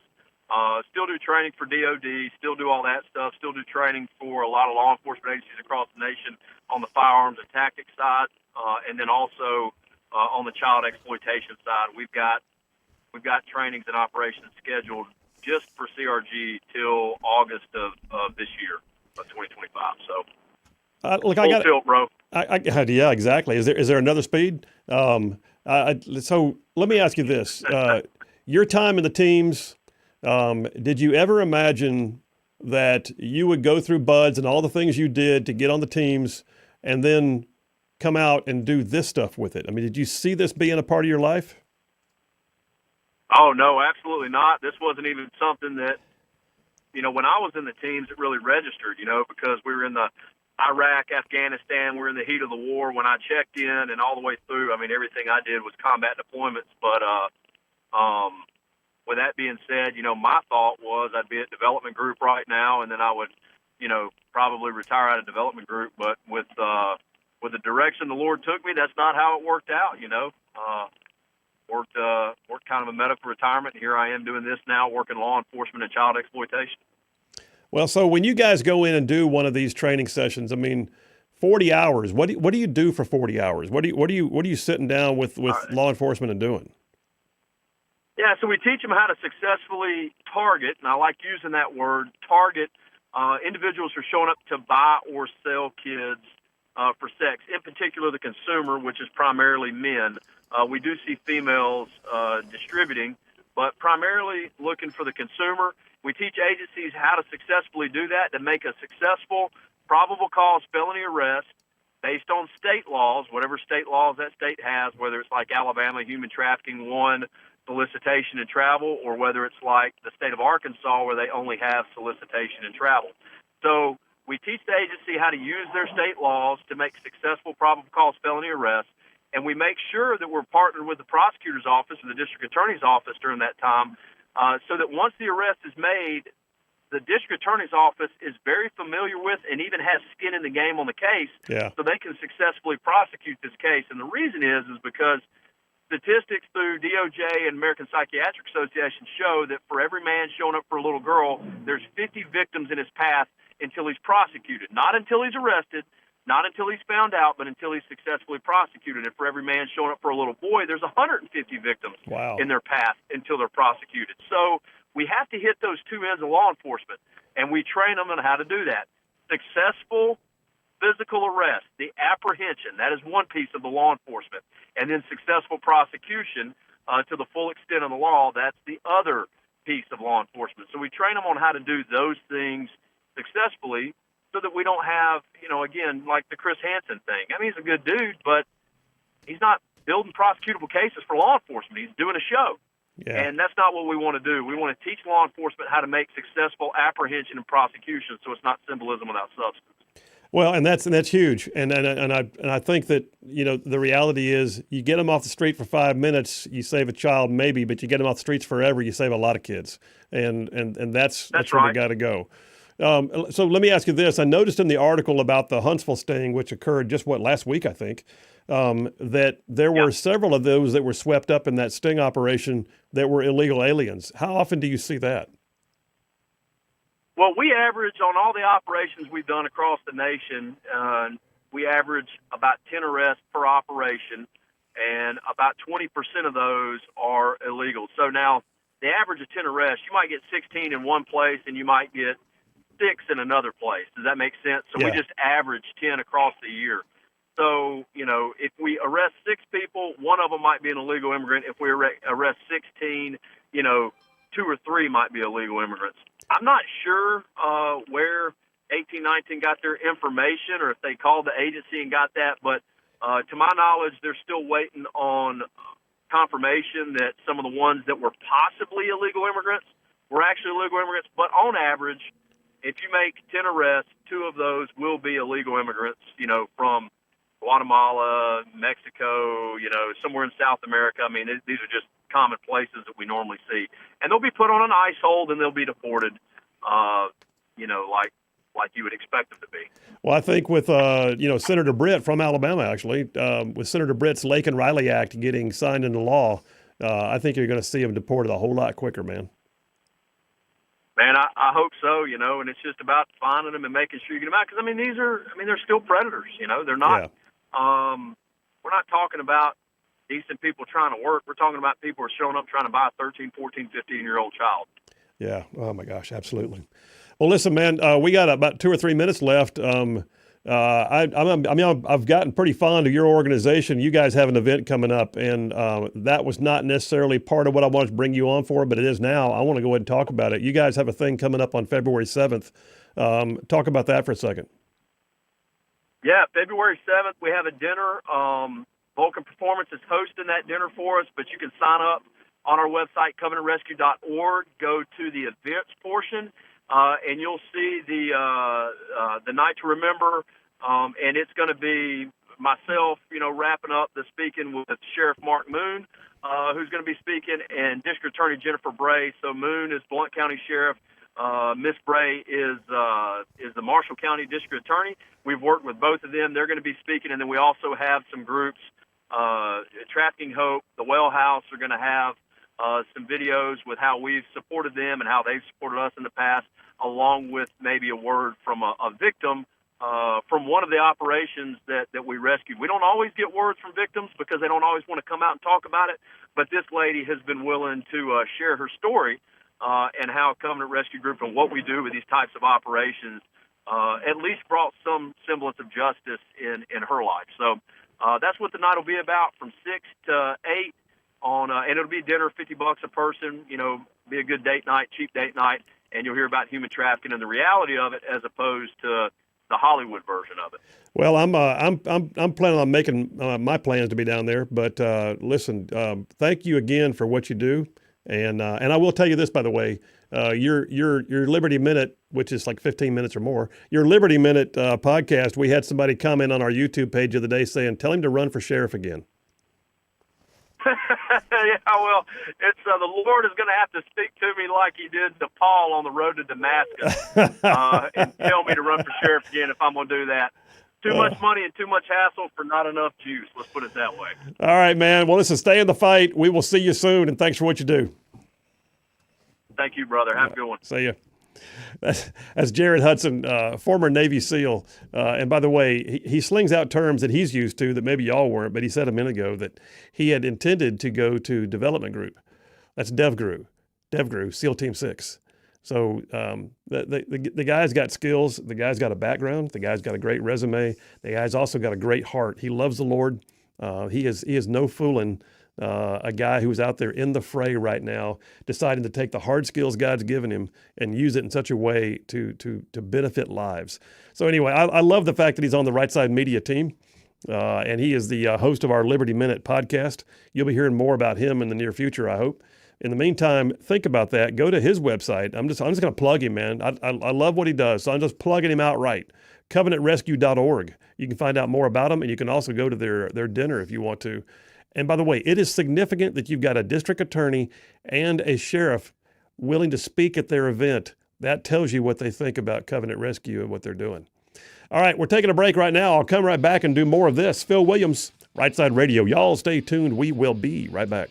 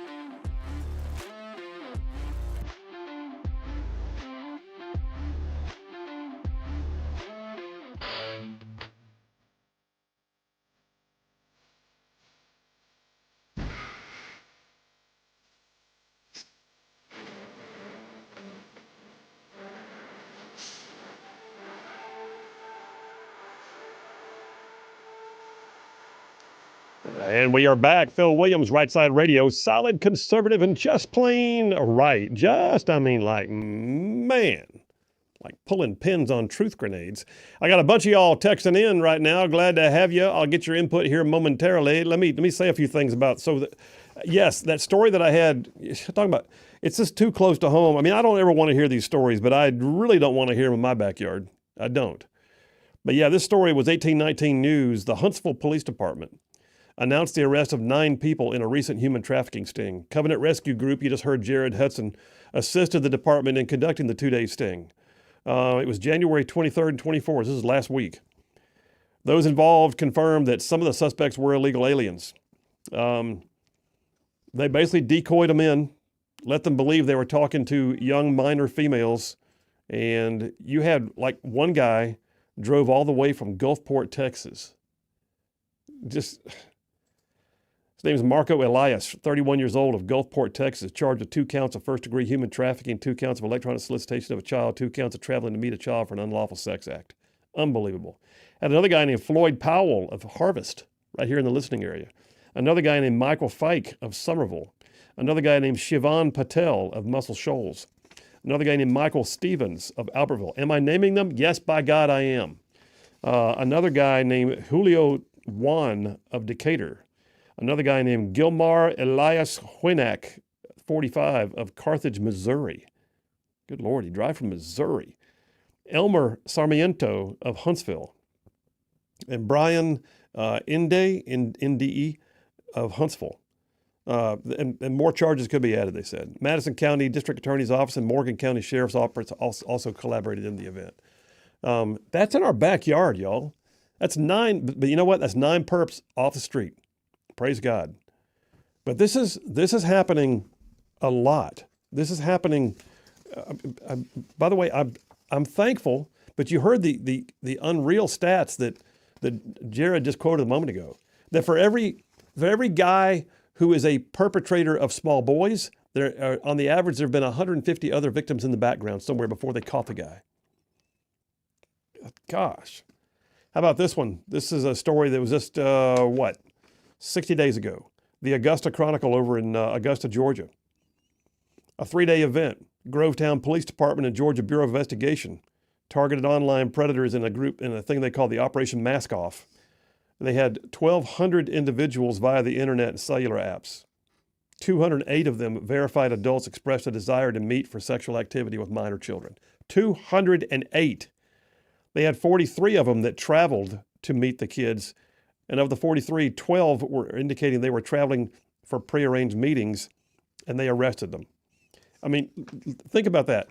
They're able to go out there and set up the sting, and they immediately get 208 verified adults expressing interest.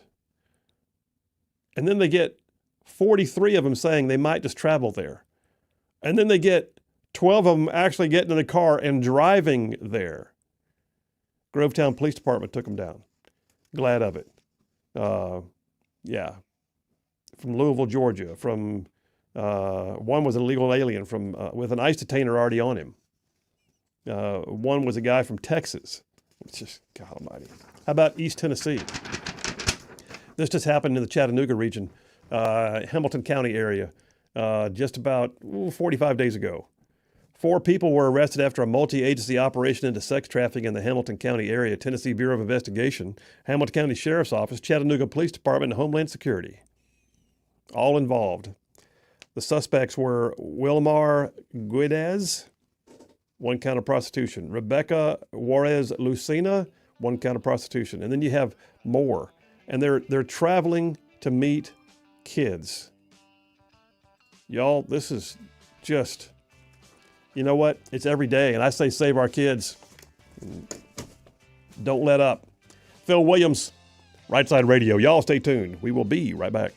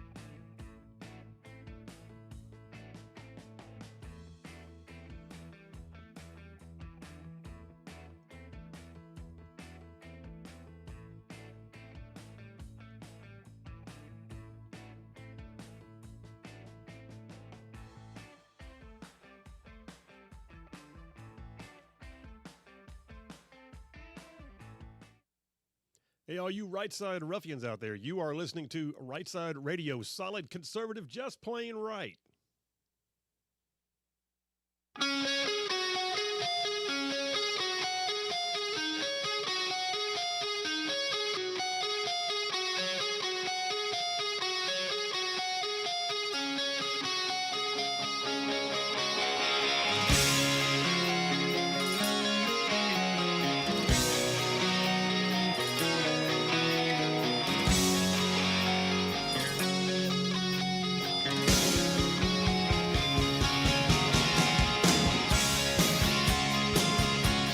And we are back. Phil Williams, Rightside Radio, solid conservative, just plain right. Just covering down on some major ground across the southeast U.S. of A. I'm talking about from Huntsville back over to Chattanooga. I'm talking about from Tuscaloosa over to Gadsden. I'm talking about big old patches of Georgia and Mississippi all thrown in, just for good measure.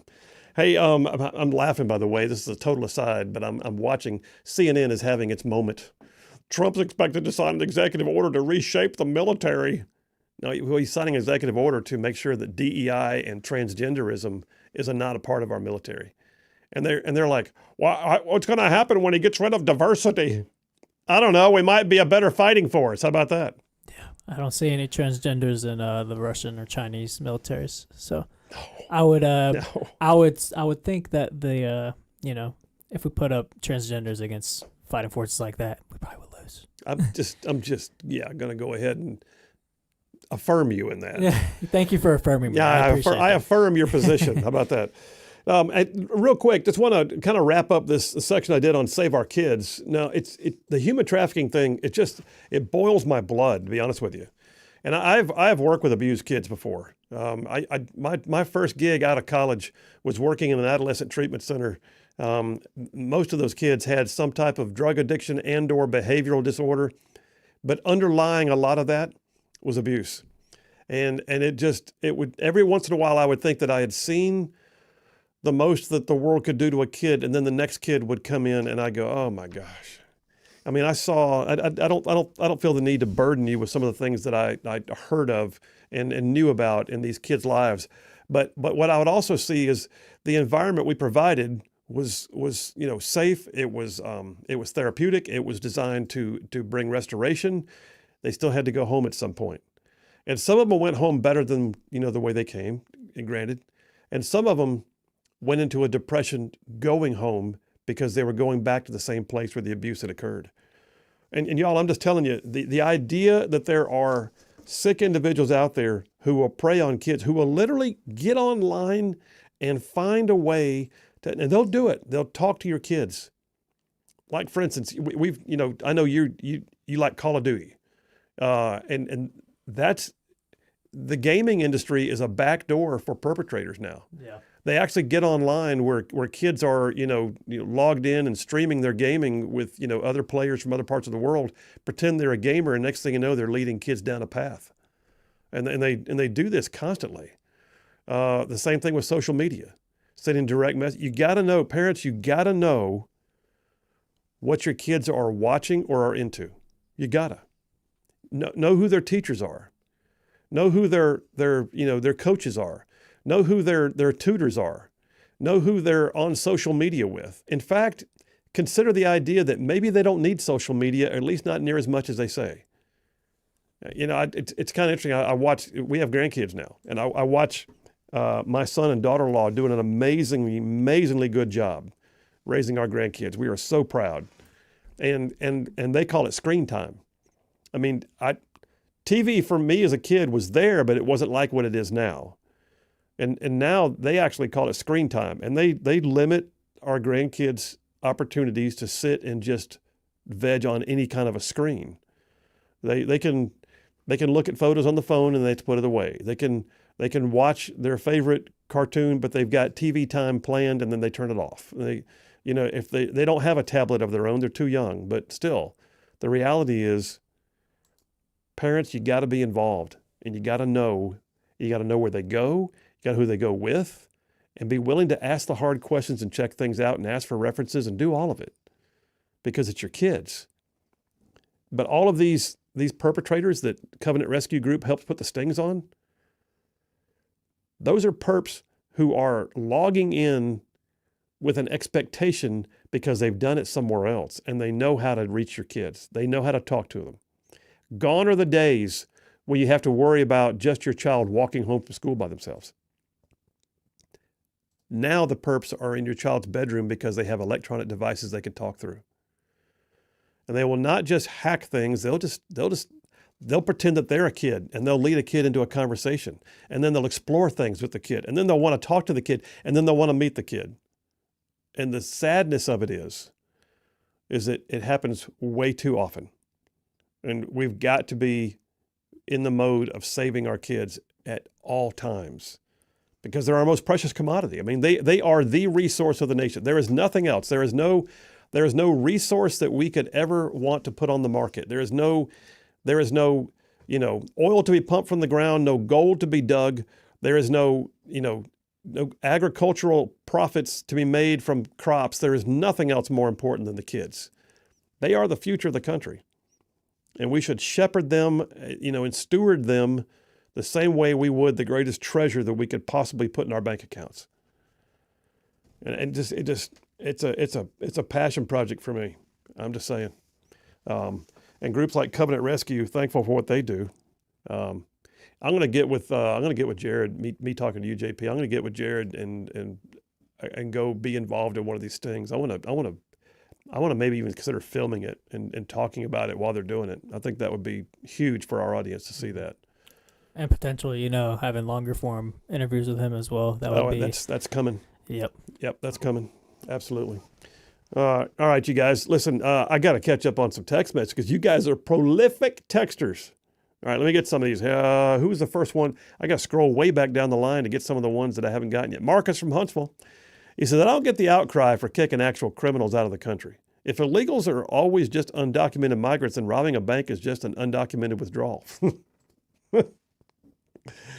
Yeah, but here's what we're doing. I mean, they're prioritizing. This is like triage of a mass casualty event, if you will. The first thing you do is you go down the line, you begin looking for who you can save, and you try to decide what you can treat and what you can't. And so the very first thing they're doing right now is they're triaging the illegal immigration crisis. They're triaging it, and they're saying, all right, we got 11 million or more illegals that are here that we know of that have come in just in the last few years. No telling how many were here before that. And we can't get rid of them all in one day, so let's get rid of the violent ones first. Let's get rid of the ones who are committing more crimes while they're here. We'll get rid of them first, and we'll ship them out. And then we'll turn our attention to what's going on with the rest.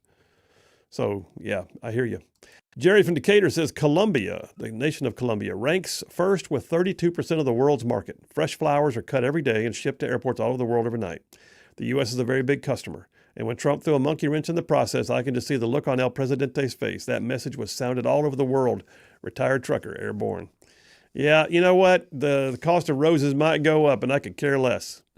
Just saying. Yeah, it went from we're sending these deportees back. No, you're not. Okay, here's the tariff. Oh, wait. I will give you my own personal plane to take these back. I'll put a pilot on there. I'll go myself with a MAGA hat on. I'll take everyone you can give me. He didn't just come around. He did a backflip. Yeah, he's got whiplash from coming around so fast. Take my own plane. I'll help you out there. If you missed the story, go check it out in my monologue. You can get it on the podcast. But I did my monologue at the beginning of the show about the fact that El Presidente of Colombia just fooled around and found out real quick that, no, Trump's serious when he says it. Trump was going to label him, just slap him with 25% tariffs. And if he didn't fix things within a week, he's going to slap him with 50% tariffs. El Presidente came around. How about that? Yeah, he's not El Jefe on this one. He did that right all before Trump even took his tee shot on hole 3. Yeah, no, Trump was on hole 3 and he got it fixed by hole 8. Is that what we heard? I got a real long text from Bert from Owens Crossroads. I'm not sure what I'm looking at here. Is he giving me a citation from the law? I think he is, and I'm not sure why. Says, Phil, all of these liberals who want to stand in the way of ICE and other federal agents need an application of 18 U.S.C. 111, both the jail time and fines. Oh, I see. It's 2 texts. Mm-hmm. Okay, I get it. Yeah. Okay, and then he quotes the actual law. Yeah, I see it, Bert. Thank you very much. I realized there was 2 texts. I had to scroll up to see it. Good word, man. Lisa from Tanner says, some members of the media have short memories. Why are they surprised at deportations now? For goodness sake, Trump has done this before. Yeah, not like this, though. So maybe it's because this time around he's new and improved. He's figured out how not to give them time to come up with a stall strategy. Yeah, I think you're right. I think they lost their mojo because they cannot deny what happened in the last 4 years. I mean, the crisis became so overwhelming that even liberal mayors and governors are calling for help, and they don't know what to do. So, Nani from Beverly Hills, Florida says McConnell, that's Mitch McConnell, is pulling a John McCain, last-ditch ego. It ain't good. It ain't good. It ain't good, sister. Alan from Coleman says, with the new administration and efficiency push, what are the chances of the fair tax being considered and passed? No time soon, brother. No time soon. I think right now what you're going to see is the Trump tax cuts extended. You're going to see a reduction in tax basis for the average American, and I don't think fair tax has a chance of getting passed anytime real soon. It would have to be a little bit later on, if at all. And I say that only because it's a heavy, heavy lift, and they've got so much heavy lifting to do right now that I don't think this is going to be the thing right off the bat. Mike from Florence, Alabama says, not sure if it's a true story or fact-based fiction, but there's a movie on Hulu called City of Dreams that is, in my opinion, an accurate depiction of what happens to some of the trafficked children. Their dream of a lifetime turns into a real-life nightmare of hell. Yeah, there was a movie years ago like that, starring George C. Scott, that broke my heart, and I couldn't stop watching it. But George C. Scott was just, a small-town dad of a beautiful young lady who went to the county fair with her church group and disappeared. And he did everything he could to track her down, and he found up tracking her into the child porn industry. A horrible movie, but he finally found her. But it's an old movie. I need to go look it up, see what it was called. But it was the old version of what you're talking about. Sound of Freedom did it for me too. Mel Gibson's Sound movie of Freedom, was great. Yeah, and that's, by the way, Sound of Freedom is the one that Jared was talking about, is even more Hollywood, he thinks, than what we're looking at in real life here. Chris from Starrett, Alabama says, does Covenant Rescue have any admin positions open? 20-year Navy vet near Birmingham with a TSSCI. Chris, go to their website and see, man, because I'm telling you right now, they are looking for good people at all times. I don't know what your Navy background was, but I'm sure they would talk to you if they got a spot. Matt from Madison says, my stepdad had a cure for nail the offending member to the floor of an old woodshed, set it on fire, and give the fellow a razor blade, and life's full of important choices. Well, I hope you're not speaking from experience. Jeff from Indiana says, Phil, it's a good thing that you're catching the sexual deviants and putting them in jail, because otherwise there are probably going to be a lot of parents in jail. I know I'd be one of them. They ever did anything to my children. I hear you, man. Vigilantism would suddenly take on a new light. 2 more texts, then we'll head to a break. Stephen from Athens says, thanks for covering the Covenant Rescue Group information and the sickos they target. I've donated to them before, and my offer to do IT work for them still stands. Perhaps you could put the Navy SEAL in touch with this old infantry officer and former reserve deputy sheriff. Stephen, go to their website. Go to covenantrescue.org and send them a message. And yeah, I think they'd love to hear from you. Roxanne from Harvest sends me a meme. What she got? Breaking. Oh, it's not a meme, it's a story. Per multiple law enforcement sources in the last hour, Border Patrol agents near Fronton, Texas, were fired upon from Mexico by suspected cartel gunmen as a group of illegal aliens were being brought across the river. I'm told that Border Patrol returned fire. Nobody hit on either side. Illegal aliens did not make it across. You know what? The reality is they were allowed to return fire. That didn't happen before. Yeah, exactly. They would have had to call Mayorkas. Can we shoot back? They did. And they probably said, let me get back to you. The rules of engagement were so stringent they couldn't do a thing. So at this point, shoot back, fellas.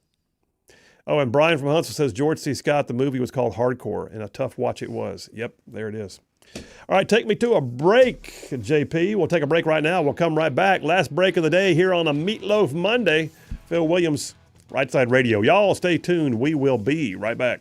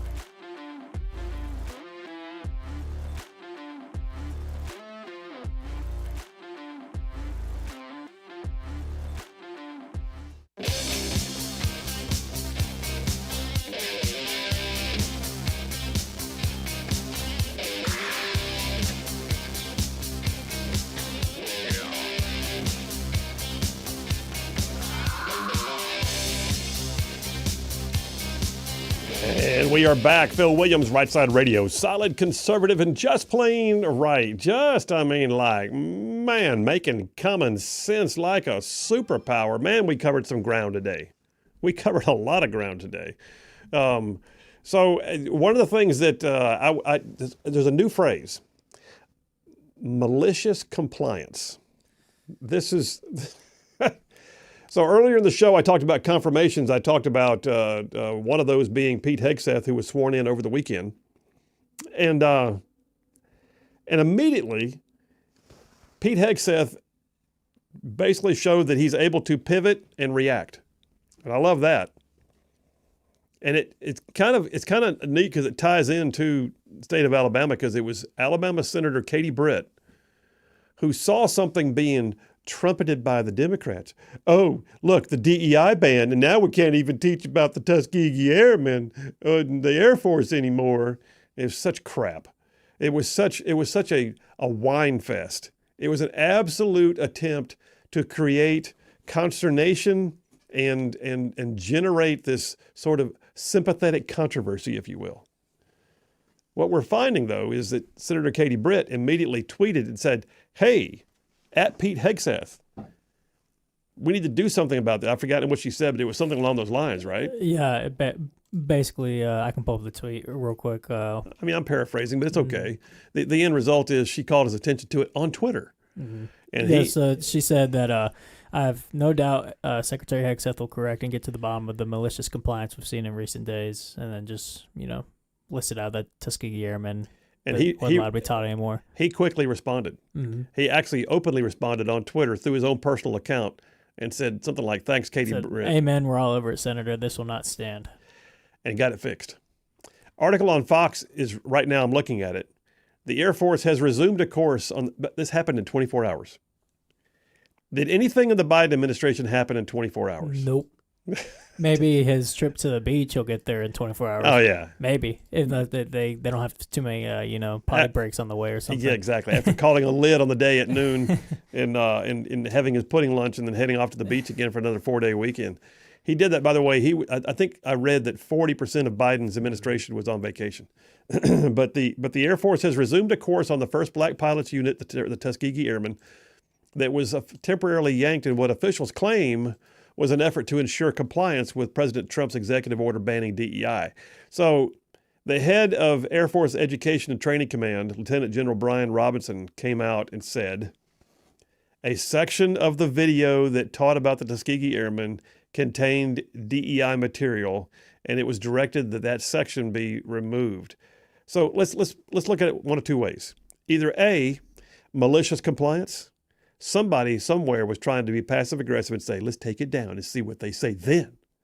Or B, they were just going to pull out one section and put it right back up, but Democrats needed themselves a little trumpeting moment, and so they went all whole hog before it was really ripe for the discussion. Either way, they got to hand it to them. Got to hand it to them hard. This is kind of like if a parent makes a kid eat vegetables, and it's just like, my parents want me to starve. I'm not going to eat at all. It's like, it's so immature. Yeah. And like, it's deliberate too. They know what they were doing. Yeah. Hoping it wouldn't get noticed either. You know what? I'm loving the tantrums. Yeah. But more than that, I'm loving us refuting the tantrums. We just literally disarmed their ability to whine and carry on. In 24 hours. And I'm wondering, by the way, if Terry Sewell, Alabama's liberal Democrat for Congress, I'm wondering if she's recanted her position where she called out the Trump administration. I don't think so. I think she went hiding. Unbelievable. All right, listen, a lot of things happening. A lot more going to be on tomorrow. We're looking at probably having Senator Tuberville on with us tomorrow. We'll let you update the first thing in the morning when we put it out there on the agenda for the show. In the meantime, just know this, you guys, all you right side ruffians out there are more of us than there are of them. God is still on his throne. Y'all stay in the fight.